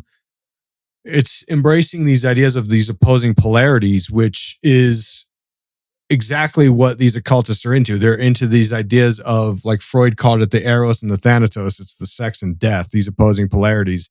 And they use these opposing polarities, these different energies, for the grand architect to, they're trying to unionize these forces because they believe that they can make contact with the divine. They can make contact with God by utilizing different rituals or opposing forces like sex magic and so on, right? So with the assassination of Charlie Kirk, it happened in Utah, which is one of the strangest places. I live here, and it's full of like connections to intelligence agencies. You've got the Bumble Hive, which is like this massive data storage outfit that was a big deal 10 years ago. People were nonstop talking about like the NSA PRISM program that Edward Snowden revealed, where like, hey, by the way, they're collecting all your data. Well, they're doing it and they're storing it out in the Bumble Hive because Utah has a very much connection to Utah is like very much into the symbolism of the bee, right? The bee is, of course, a symbolism for magic, but it's also found predominantly in Freemasonry because Joseph Smith was a Freemason, and he put a lot of this like ritualistic ideas into the Mormon rituals and stuff. Hey, not to cut you off, but when I was in Salt Lake with you, we drove by and we saw the beehive right outside the temple. That was on one of the arches when we drove by there. Right. Yeah, that's right there on State Street, and they put it on the flag. It's virtually everywhere. Like the main bookstore in Utah, which sells like Mormon literature, is called the Deseret Industries. Like Deseret's a big thing, or the Deseret bookstore, excuse me. Then there's the Deseret Industries, which is like our Goodwill, and all that Deseret. It goes back to the bee. Like all this stuff goes back to the beehive, and people you ask people around here, and they'll be like, oh yeah, it just means industry and like busy as a bee, and like it's like no, it doesn't, dude. Like this is the most encoded, ritualized place on the planet. And Mormons, they take like an oath of vow of secrecy, and they get secret names and secret handshakes, and all of this is indoctrination, I think, on some level, to not to like disparage Mormons. I don't have a problem with their religious. I don't care what people believe, but a lot of this has a lot of overlap to the occult and secret societies and intelligence stuff, right? John D. 007 was very much into all this, secret handshakes, secret signatures, and things like that. And supposedly BYU is kind of like a pipeline into some of these intelligence agencies and so on. And you've got all this weird paranormal activity out here with Skinwalker Ranch and Area 52 at Dugway. It's a very strange place. But it's only fitting that they would do this sort of assassination of Charlie Kirk in Utah, right? And who did they? And then let's talk about the person that was saying shot him, which I don't know if it's true. The story's so bizarre. The guy who shot him is supposedly a guy named Tyler. And what's a Tyler? A Tyler is the guardian of the secrets of Freemasonry, right? It's like the title they give to the security of Freemasonry. And then we can go back to the Pepe the Frog one more time. The idea that was presented. So, of course, they used this politically immediately, right when the assassination happened. They're like, "Oh, it's these crazy leftist liberals, purple hair liberals with the septum piercings doing it." Of course, it is, and Antifa. There's Antifa. I'm still waiting to see the Antifa march, but supposedly there's Antifa everywhere. Antifa splinter cells everywhere coming to chop your boys' penises off because that's what they're into or whatever. Like it's this crazy fear mongering, right? So immediately they say all this stuff, but none of it's true. Turns out like Tyler seemed to be more of a groiper, which is someone who follows Nick Fuentes. I don't know if any of that's true, but supposedly there's like this long beef between Nick Fuentes and Charlie Kirk, and this guy was supposedly a groiper. There's a photo of him wearing what they call a groiper outfit, which is like a play on Pepe the Frog. It's this Adidas tracksuit with an old-timey, cap. And it's very clearly a nod to that culture. And he was a gamer, supposedly. I mean, I don't know how much this is true. Allegedly, he was a gamer. That's why he was writing all these weird messages on the ammunition. And supposedly he's got this like trans girlfriend or something like that. And this gets even weirder into gamer culture because people on the surface level to the normies, the media, the mainstream media will be like, see, he's got a trans girlfriend. He's a liberal. But like, it gets deeper into weird territories because these guys that are into all this strange incel culture and Chad maxing and trans maxing, they think that, if they're not masculine enough, they have to like get with a trans woman. It's bizarre. It's a strange culture I don't profess to understand, but it seems like this guy was into all this stuff. But my point is, this all goes back to Pepe the Frog. It goes back into this strange online culture, and these guys are influenced by the forces that Steve Bannon and Epstein had set up so many years ago. And then the final thing about the oddities of the Charlie Kirk assassination was where it happened. It happened in Provo, which is what they call the Zion corridor, right? Because in Utah, we're loaded down with lots of, they call it. There's a place called Zion. There's Zion National Park. There's New Jerusalem. Because the Mormons, they love this term of Zion because they associate it with, because they also are eschatologist Zionists. They also believe that the Mormons are going to sort of take over when the Constitution falls. There's this term they use called hanging by a thread, and Glenn Beck used it several years ago, which was a big to-do because he's a Mormon, right? He said, the Constitution's hanging by a thread, and that was supposed to be a trigger to, I don't know, have secret splinter cells of Mormons do whatever they're doing. Because they think that they're going to create the New Jerusalem in Missouri, because Missouri is where the Garden of Eden was. And it's all very strange. I don't understand all of it. But my point is, like, you can see that all of these weird coded, they call it mystical toponymy in James Shelby Downard's King Kill 33. There's a lot of weird coded symbolism with this event.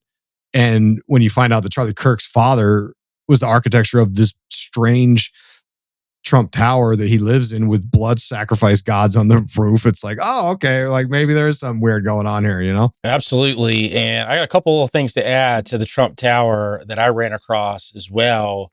And you were talking about the bird's eye view. And it actually, from that bird's eye view, it's intentionally designed as an inverted pyramid. And it actually produces what is called a tetrahedron. And if you know what a tetrahedron is, specifically when we're looking at the Kabbalah, we're going back around to the Kabbalah again, it represents the Merkaba. And the Merkaba is tied into the chariot. It means things to ride in or cart, and that's associated with Ezekiel 1 when Ezekiel sees the Ophanim, the spinning wheels, and the throne of God. And, you've got ancient alien people that think these were UFOs, but it ties into this thing called the Merkaba, and it is a sacred three-dimensional star tetrahedron, and it represents the vehicle of light. It merges the spirit, body, and light, and it aids in this spiritual transformation. It actually is connected to what people think is a stargate or a portal. So you could even look at it from the aspect of this Trump Tower is set up as a portal to the divine. And if it is set up in the way that, when we look at it from all the different geometric patterns, and if we're looking at it in this tetrahedron aspect, then what's to say that it's not some sort of gateway to whatever divine entities? And we don't know what's underground either. I'm just speculating at this point. But if we're looking at just the structure and the way that it's built, I thought that was very interesting. Also, there's another thing I thought that was also interesting that I ran across. The Trump Tower is not very far away from Rockefeller Plaza. And if you do the math from the Prometheus statue in Rockefeller Plaza from a straight line to Trump Tower, it is 666 yards to the Prometheus statue, which is also a representation of what? Lucifer, the light bringer, the bringer of knowledge. And I actually went and did the math myself just to say, oh, I didn't go to just some conspiracy site and see that if added up, it does. It's 666 yards from Trump Tower to the Prometheus statue in Rockefeller Plaza. So there's just a couple more tidbits for you on the Trump Tower. And then Jared Kushner, he owns, was it 666 Fifth Avenue too. I mean, it's coded in so much heavy duty symbolism. It's hard to think there's not something more going on there. It just, one or two times you could say it's a coincidence, but when you're looking at multiple things, and I think that's what we're building today, is what Trump is actually a part of from a very highly secretive level. And I believe that he was cultivated for a long time to be in this position. And they knew it was the right time in 2016. And they had built, like you said, through the gamer world and memes and mimetic magic and all that to bring him in to this forefront. And he's done a lot of very weird things while he's been in office too. So one of the very interesting things to me that went on during his first run, and it actually looped into his second run here, was the idea of transgenics. And I know people have different ideas on what they think about transgenics and, bioengineering of plant life and animals and in vitro fertilization and all that, right? And I'm not here to tell people what to think about it. Now, for me, I think you can go down a dangerous path with a lot of this stuff for sure. And I think this all goes back to the Watchers and the Book of Enoch. And we'll talk about the Book of Jasher and Jubilees today, some of these apocryphal books, and even the Bible when it's connected to what they say about bioengineering and where some of this technology could have came from.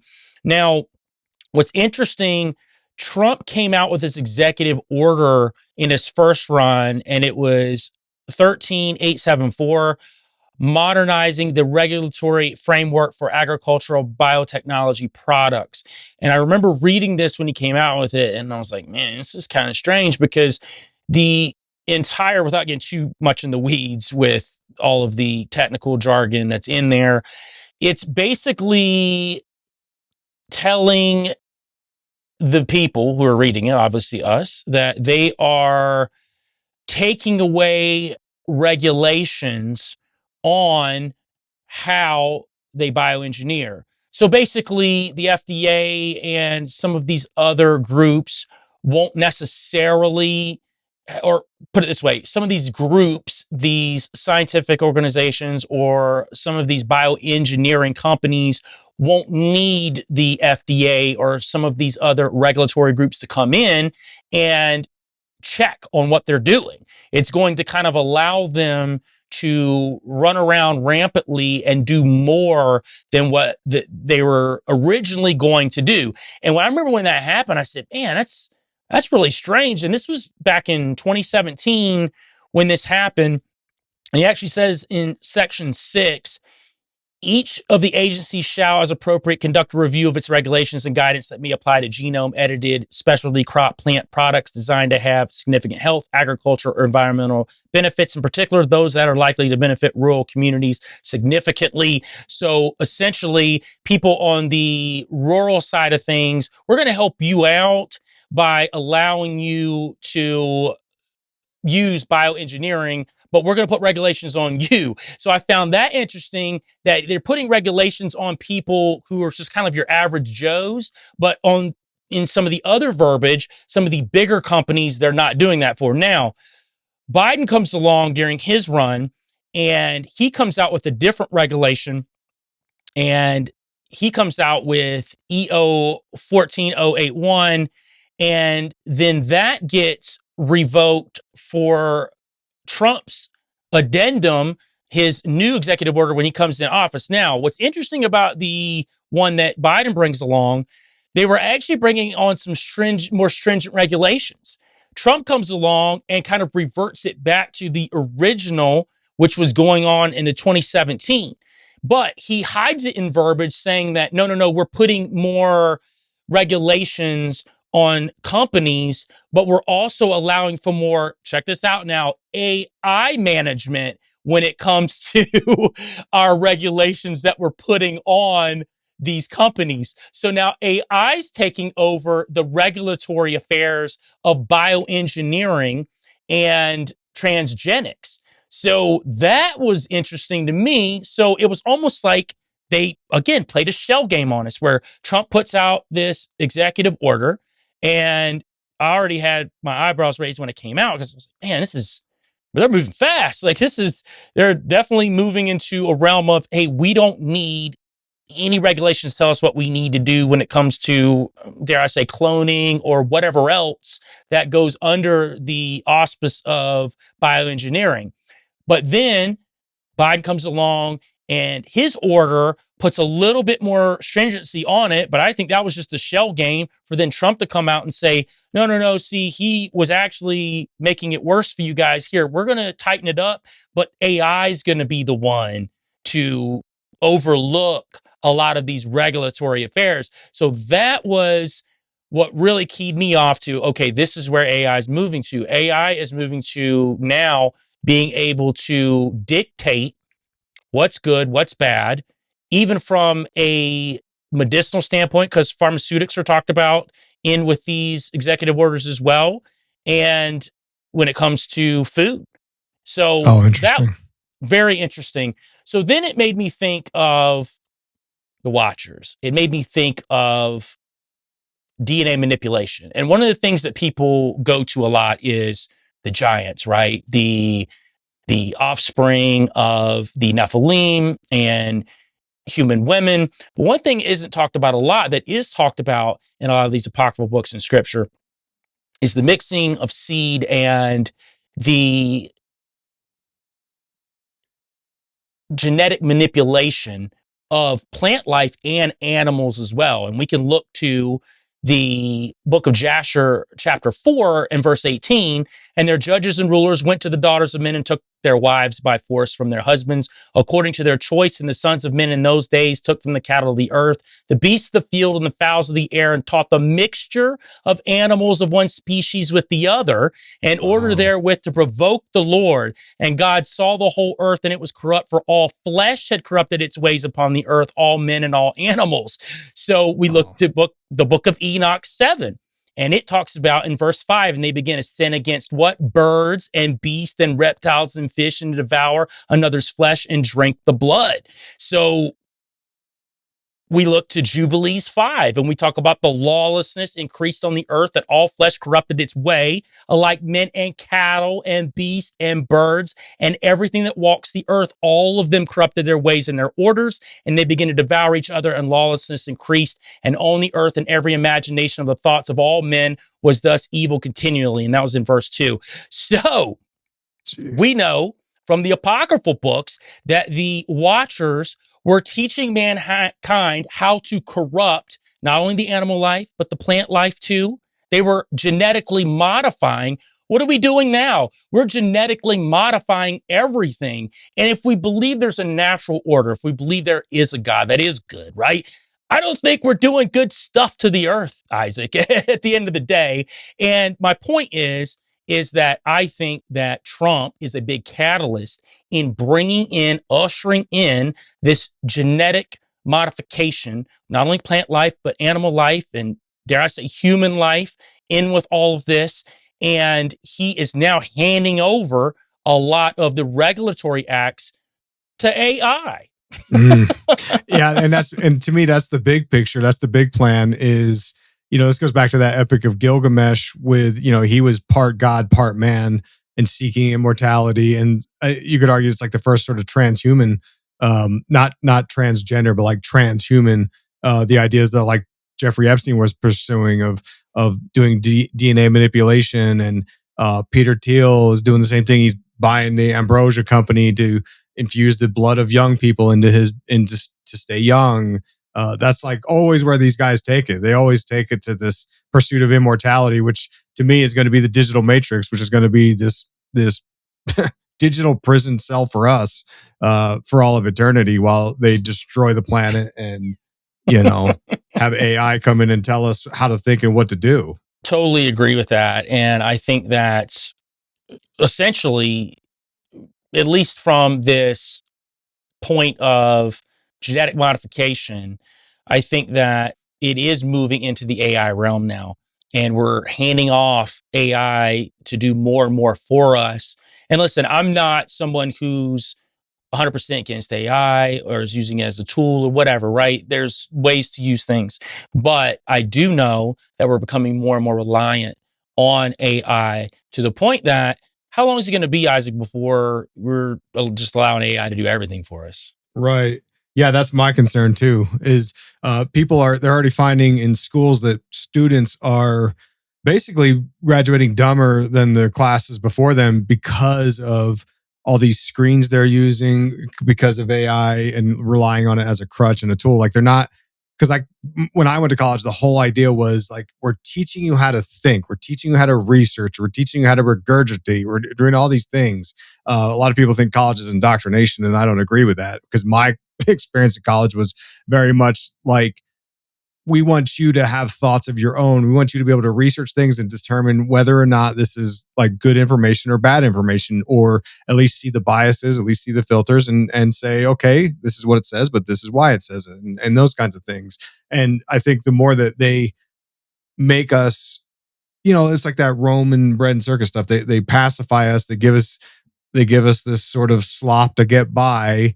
And the more that they can be like, hey, it's very frustrating to me, being an old guy who grew up in the 80s and 90s, to see this all happen, right? Like I've got, young family members that are in their young 20s, and they're door dashing fast food. And I'm like, if you're going to eat fast food, at least go get it. I mean, I don't get this. I don't understand this. You're paying more money for it. I don't know. There's all these things with this sort of convenience culture that capitalism pushes on us to make us think, oh, this is typical normal behavior. And it's like, this is not normal behavior. You're giving up your financial resources, which is your energy, in order to do what? To like take in this food that's not even healthy. It's probably got all the Nephilim research DNA in it, like you're talking about there. It's upsetting, because I see how younger people seem less and less engaged and less interested to sort of have this autonomy or free will. Like they're just not interested in it, like people our age, I would argue are. No, I completely agree with that. One of the things I'm very fortunate with my kids, and they're in their 20s, is they're both very engaged with the real world. And I think that I try to instill that with them growing up. And I didn't keep them from doing things, obviously, but like, you want to move with the times, but at the same time, you want to be engaged with real people in the real world. And that's how we all should operate, Yeah, totally. I agree totally, man. It's and that's good. I think that you can plant the seeds, and there's so much you can do, because culture sort of shifts and goes the way that the culture is going to go. Like my generation, we wore baggy jeans, and that drove our parents crazy. And it's like there's always elements of that going on. But I hate to see us move away from humanity and sort of having social things. And like people will argue that was one of the points of the pandemic, was to sort of, you had kids that grew up in that and spent, a few years of their formative years isolated from each other. And there was a lot of discussions about, like, is this really healthy in the long run for them? And I don't think it is. I think it drives people more into the online world, which is exactly what they want, right? Because they can control that. That's the realm that they control your mind. Absolutely, man. I know you had some stuff on Trump and tarot that let's be very interesting. Let me knock this out real quick, so we can get moving. The Trump, again, going back to this idea of archetypes and energies and symbolism and all this stuff. When you look at the realms of the occult, you'll inevitably find an idea of tarot, right? This is like an occult divination tool. It's like forbidden in the Bible, I'm pretty sure. But the idea is that there are, in the tarot deck, there's a medium that can sort of like go through the deck, and they can pull in these universal archetypes that are displayed on the deck, on the cards. And these are all these archetypes that we all confront in our life's journey, right? From start to finish, towards enlightenment, whatever your path is. And in the tarot deck, there's 22 cards of the major arcana, and they call these trump cards, meaning that these are more important. These are kind of, they kind of outrank the other ones. These are kind of like the larger archetypal forces. And of course, Trump's last name is obviously the same spelling as these trump cards. But that's not what his real last name from his bloodline is. His last name was Drumpft. So they consciously chose to change their name from Drumpf to Trump, employing these archetypal forces of domination, I would argue, because a lot of this is like setting up stuff. Like when you choose names, there's a power behind a name. There's a power behind the spoken word, right? And when I found something weird, and this is going to get really weird, so stick with me here. When I was researching a little bit on Trump's background and his bloodlines, I'm like, why did they change their name from Drumpf to Trump? It goes back to 1885 when Frederick Trumpf, Donald's grandfather, immigrated from Germany to New York City because he was dodging the compulsory mandatory military service of Germany, because it's apparently in their DNA to dodge drafts and stuff like that. So, so anyway, Frederick, he gets, always got to throw a jab in. Frederick, he gets to America and he gets rich by operating a restaurant and brothel, right? Because it's also in their DNA to do sex trafficking. So I like to throw jabs. The Trumpers get mad at me, but I'm like, I don't know. That's your boy. He's doing this stuff. I don't know what to tell you. So Frederick goes from New York up to Seattle, and he buys this restaurant. The way he got rich was buying this restaurant called the Poodle Dog. And when he bought it, he changes it to the Dairy Restaurant. All right. And any other day of the year that I would research this, I wouldn't think nothing of it. But I just so happened to be having done some research on milk being, Illuminate confirmed, which seems kind of stupid, but stick with me here.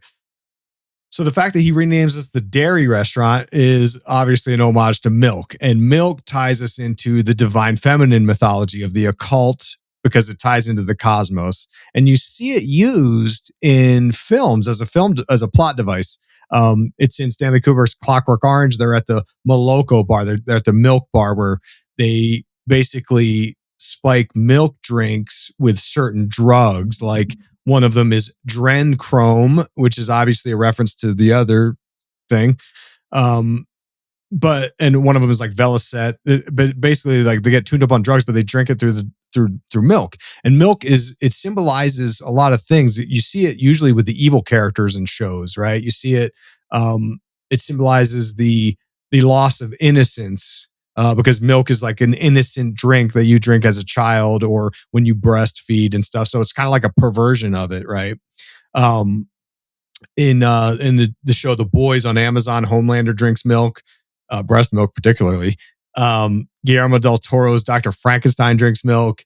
In Baby Girl with Nicole Kidman, there's this whole thing with milk.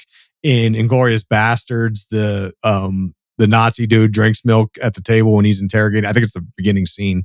And because there's like also like kind of a sexual component there as well. In the Mad Max movies, it's a theme. It's a resource used to exploit women. In Jordan Peele's Get Out, it's supposedly a reference to white nationalism, because Jennifer Connelly and the white family, they're drinking milk. And furthermore, neo-Nazis apparently have milk parties where they drink milk. And you would think like, oh, it's just because it's like a white drink, but it's actually different. Apparently, and I haven't fact checked this, so don't quote me on it, but apparently the whites can digest milk better than other races, they think, because we have more of the lactase enzyme, is what they believe.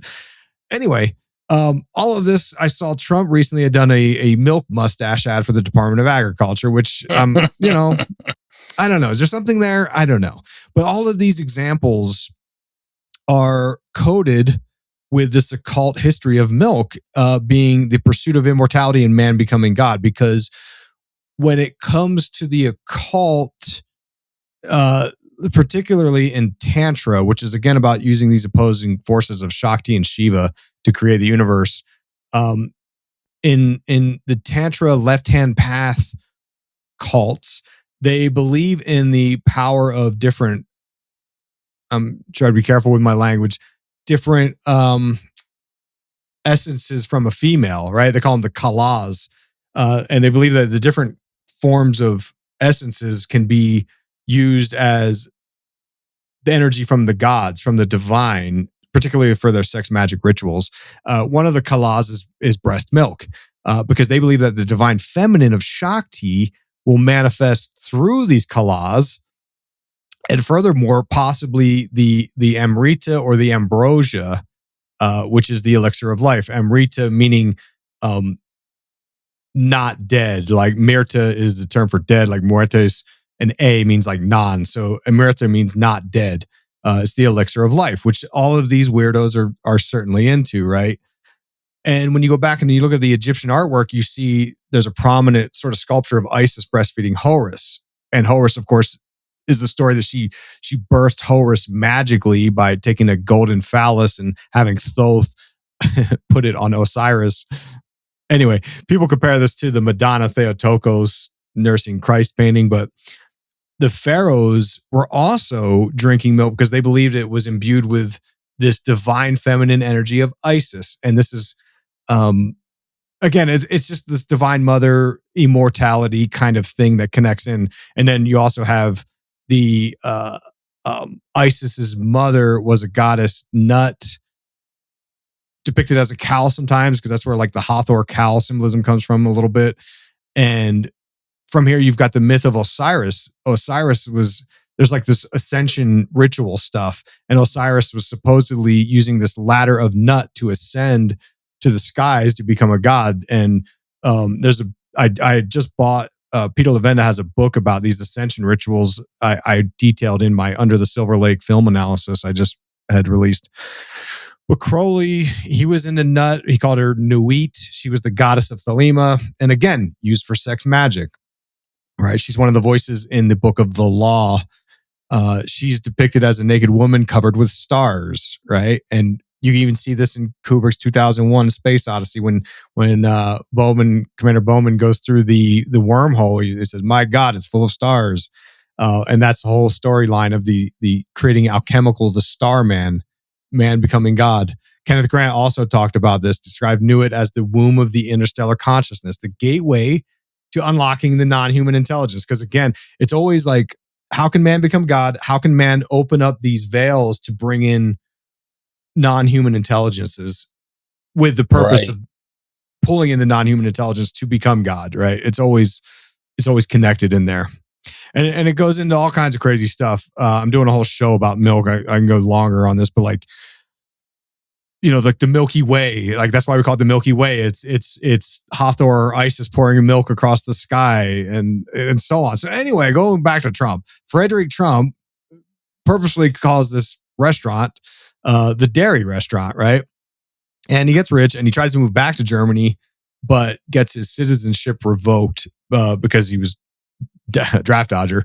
And he ends up moving back to New York City, and he's got all this money. So he starts buying real estate in New York and has all this wealth. And that's where Trump's family got rich, was because of Frederick.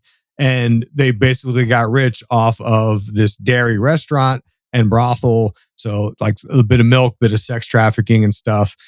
Also, ironically, he died during the 1918 Spanish flu, which was very comparable to what they thought the pandemic was going to be when Trump was in office in 2020. So kind of a weird thing of events there. But to get back to the tarot and then wrap this up, one of the Trump cards is the Tower, right? And we talked about the significance of the Trump Tower earlier. And the meaning of the Tower card is chaos. It's all, if you look at the card, it's about destroying structure, destroying the old structures of the institutions. That's why you'll typically see because there's obviously different versions of tarot decks, but you'll usually see like an all-seeing eye emitting a lightning bolt, storms in the sky, and people falling from this tower. And it's got all these ideas of like destruction used to recreate and rebuild. And I've got the Library of Esoterica books, and they have a tarot book, and they refer to it as the liberation of destruction. And I thought of Trump again, because what did Trump do? He called it Liberation Day, made a big deal. Liberation Day, where we destroyed all these relationships we had with other countries to create this tariff trade war. Because that is what Trump and the Dark Enlightenment are all about. It's about destroying all the institutions and traditional systems to replace it with a new one. That's why on the tarot Trump card or the Tower card, you'll see like there's always cracks in the foundations and in the buildings. And obviously Trump decided to call his building the Trump Tower, not the Trump building, not Trump headquarters, not the Trump home, not the Trump apartments. It's the Trump Tower, right? It's based on this idea of this being this foreboding, dominant, massive thing, because that's what he's really into. He's kind of like a narcissist. He's always talking about, how big his hands are and all this like wild stuff, right? So he's employing these forces of domination and employing these archetypes of like the Trump Tower card. And the media plays into this and they'll say he's the chaos candidate. He's destroying the old way and ushering this new world, this golden age. And all of this is part of a ritualistic system to get us to sort of soak in these energies that these people are really trying to sort of embrace to create the new world that they want to control. Yeah, absolutely, man. And to your point about the Dark Enlightenment and us moving into this age of what they consider to be enlightenment, I was looking at some of the parallels between the tarot and specifically these Trump cards and the Carl Jung archetypes. And there's a parallel with very, very closely with some of the ones that represent Trump. If we look at the gesture of the fool, that represents one of the aspects of Trump. If we're looking at the tarot, which is the fool, which is the card 0, it's symbolic of emptiness or pure potential. And a lot of times Trump is seen as the clown, the child, but yet that's just, in my opinion, a ruse. Then you have the magician. We talked about him being the magician. That's another one of the cards. And you brought up the tower, which I was already looking into, which is the toppling of the old power structures, the shock to the system. Well, if we tie it back to Carl Jung, and it's a good way to really tie up this whole episode, there's a quote by Carl Jung I think that we can kind of end on here. There is no coming to consciousness without pain. People will do anything, no matter how absurd, in order to avoid facing their own souls. One does not become enlightened by imagining figures of light, but by making the darkness conscious. So that is exactly what Trump's doing and exactly what these people in power are doing right now to usher in this dark enlightenment. Hey, you said brilliantly, man. That's right on the money, dude. That's exactly what it is. He's drawing in the Saturnian forces. He's the cold disciplinary force that's causing these changes to happen. Absolutely, man. Dude, I had a blast today. And if this is how all the episodes are going to be moving forward, man, I'm pretty excited about this new podcast. And for anybody listening, again, this will be every 3 months. So every 3 months, at the end of the third month, the quarter, we will bring you a new quarter Kwell episode, and it'll be another deep dive on something like this. But we wanted to kick it off good with Trump and, kick over the proverbial hornet's nest early so people can know what to expect. We'll watch the listenership drop off the cliff after the first one together. No, but thanks, man. I appreciate you bringing me in on this because you're one of the most intelligent people I know, and you're so well versed in this stuff. It's a real honor for me to be able to link with you every few months to sort of chop it up. So thanks for having this great idea. Well, likewise, man. I've listened to your stuff for years, so it's same back at you. And listen, everybody listening, we love you guys. Check out both of our podcasts, and you will see this on both of our podcasts and on YouTube. We'll be collabing on YouTube, and we'll have some nice visuals that we'll be adding in with a lot of this stuff too. So you'll see a lot of the interesting stuff specifically with Trump Tower and the Trump cards and a lot of the occult imagery too. Definitely, man. Yeah, that's a good plan because I like the visual aspect of the YouTube because I keep telling my people to try to check out my YouTube versions of I know it's on my free feed, but the visuals I think drive the point home way better because it's funny because I got kicked off of YouTube a couple of times and I've always like cursed them out, and I finally was like, okay, I'm going to rebuild here. I'm going to do it again, and I actually subscribed to YouTube Premium. Because I was doing some research and I was so tired of like seeing ads, and now I'm deep into YouTube, man. I love it, dude. I learned so much because I can watch the visuals of what people are talking about. There's a lot of great channels out there doing a lot of great stuff. So yeah, it's definitely the best way to consume the information. Absolutely. And to that point, we both got great channels there too. So follow us on YouTube, and we really appreciate it, man. Again, I had a blast. I can't wait till next time. And guys, we'll see you next time.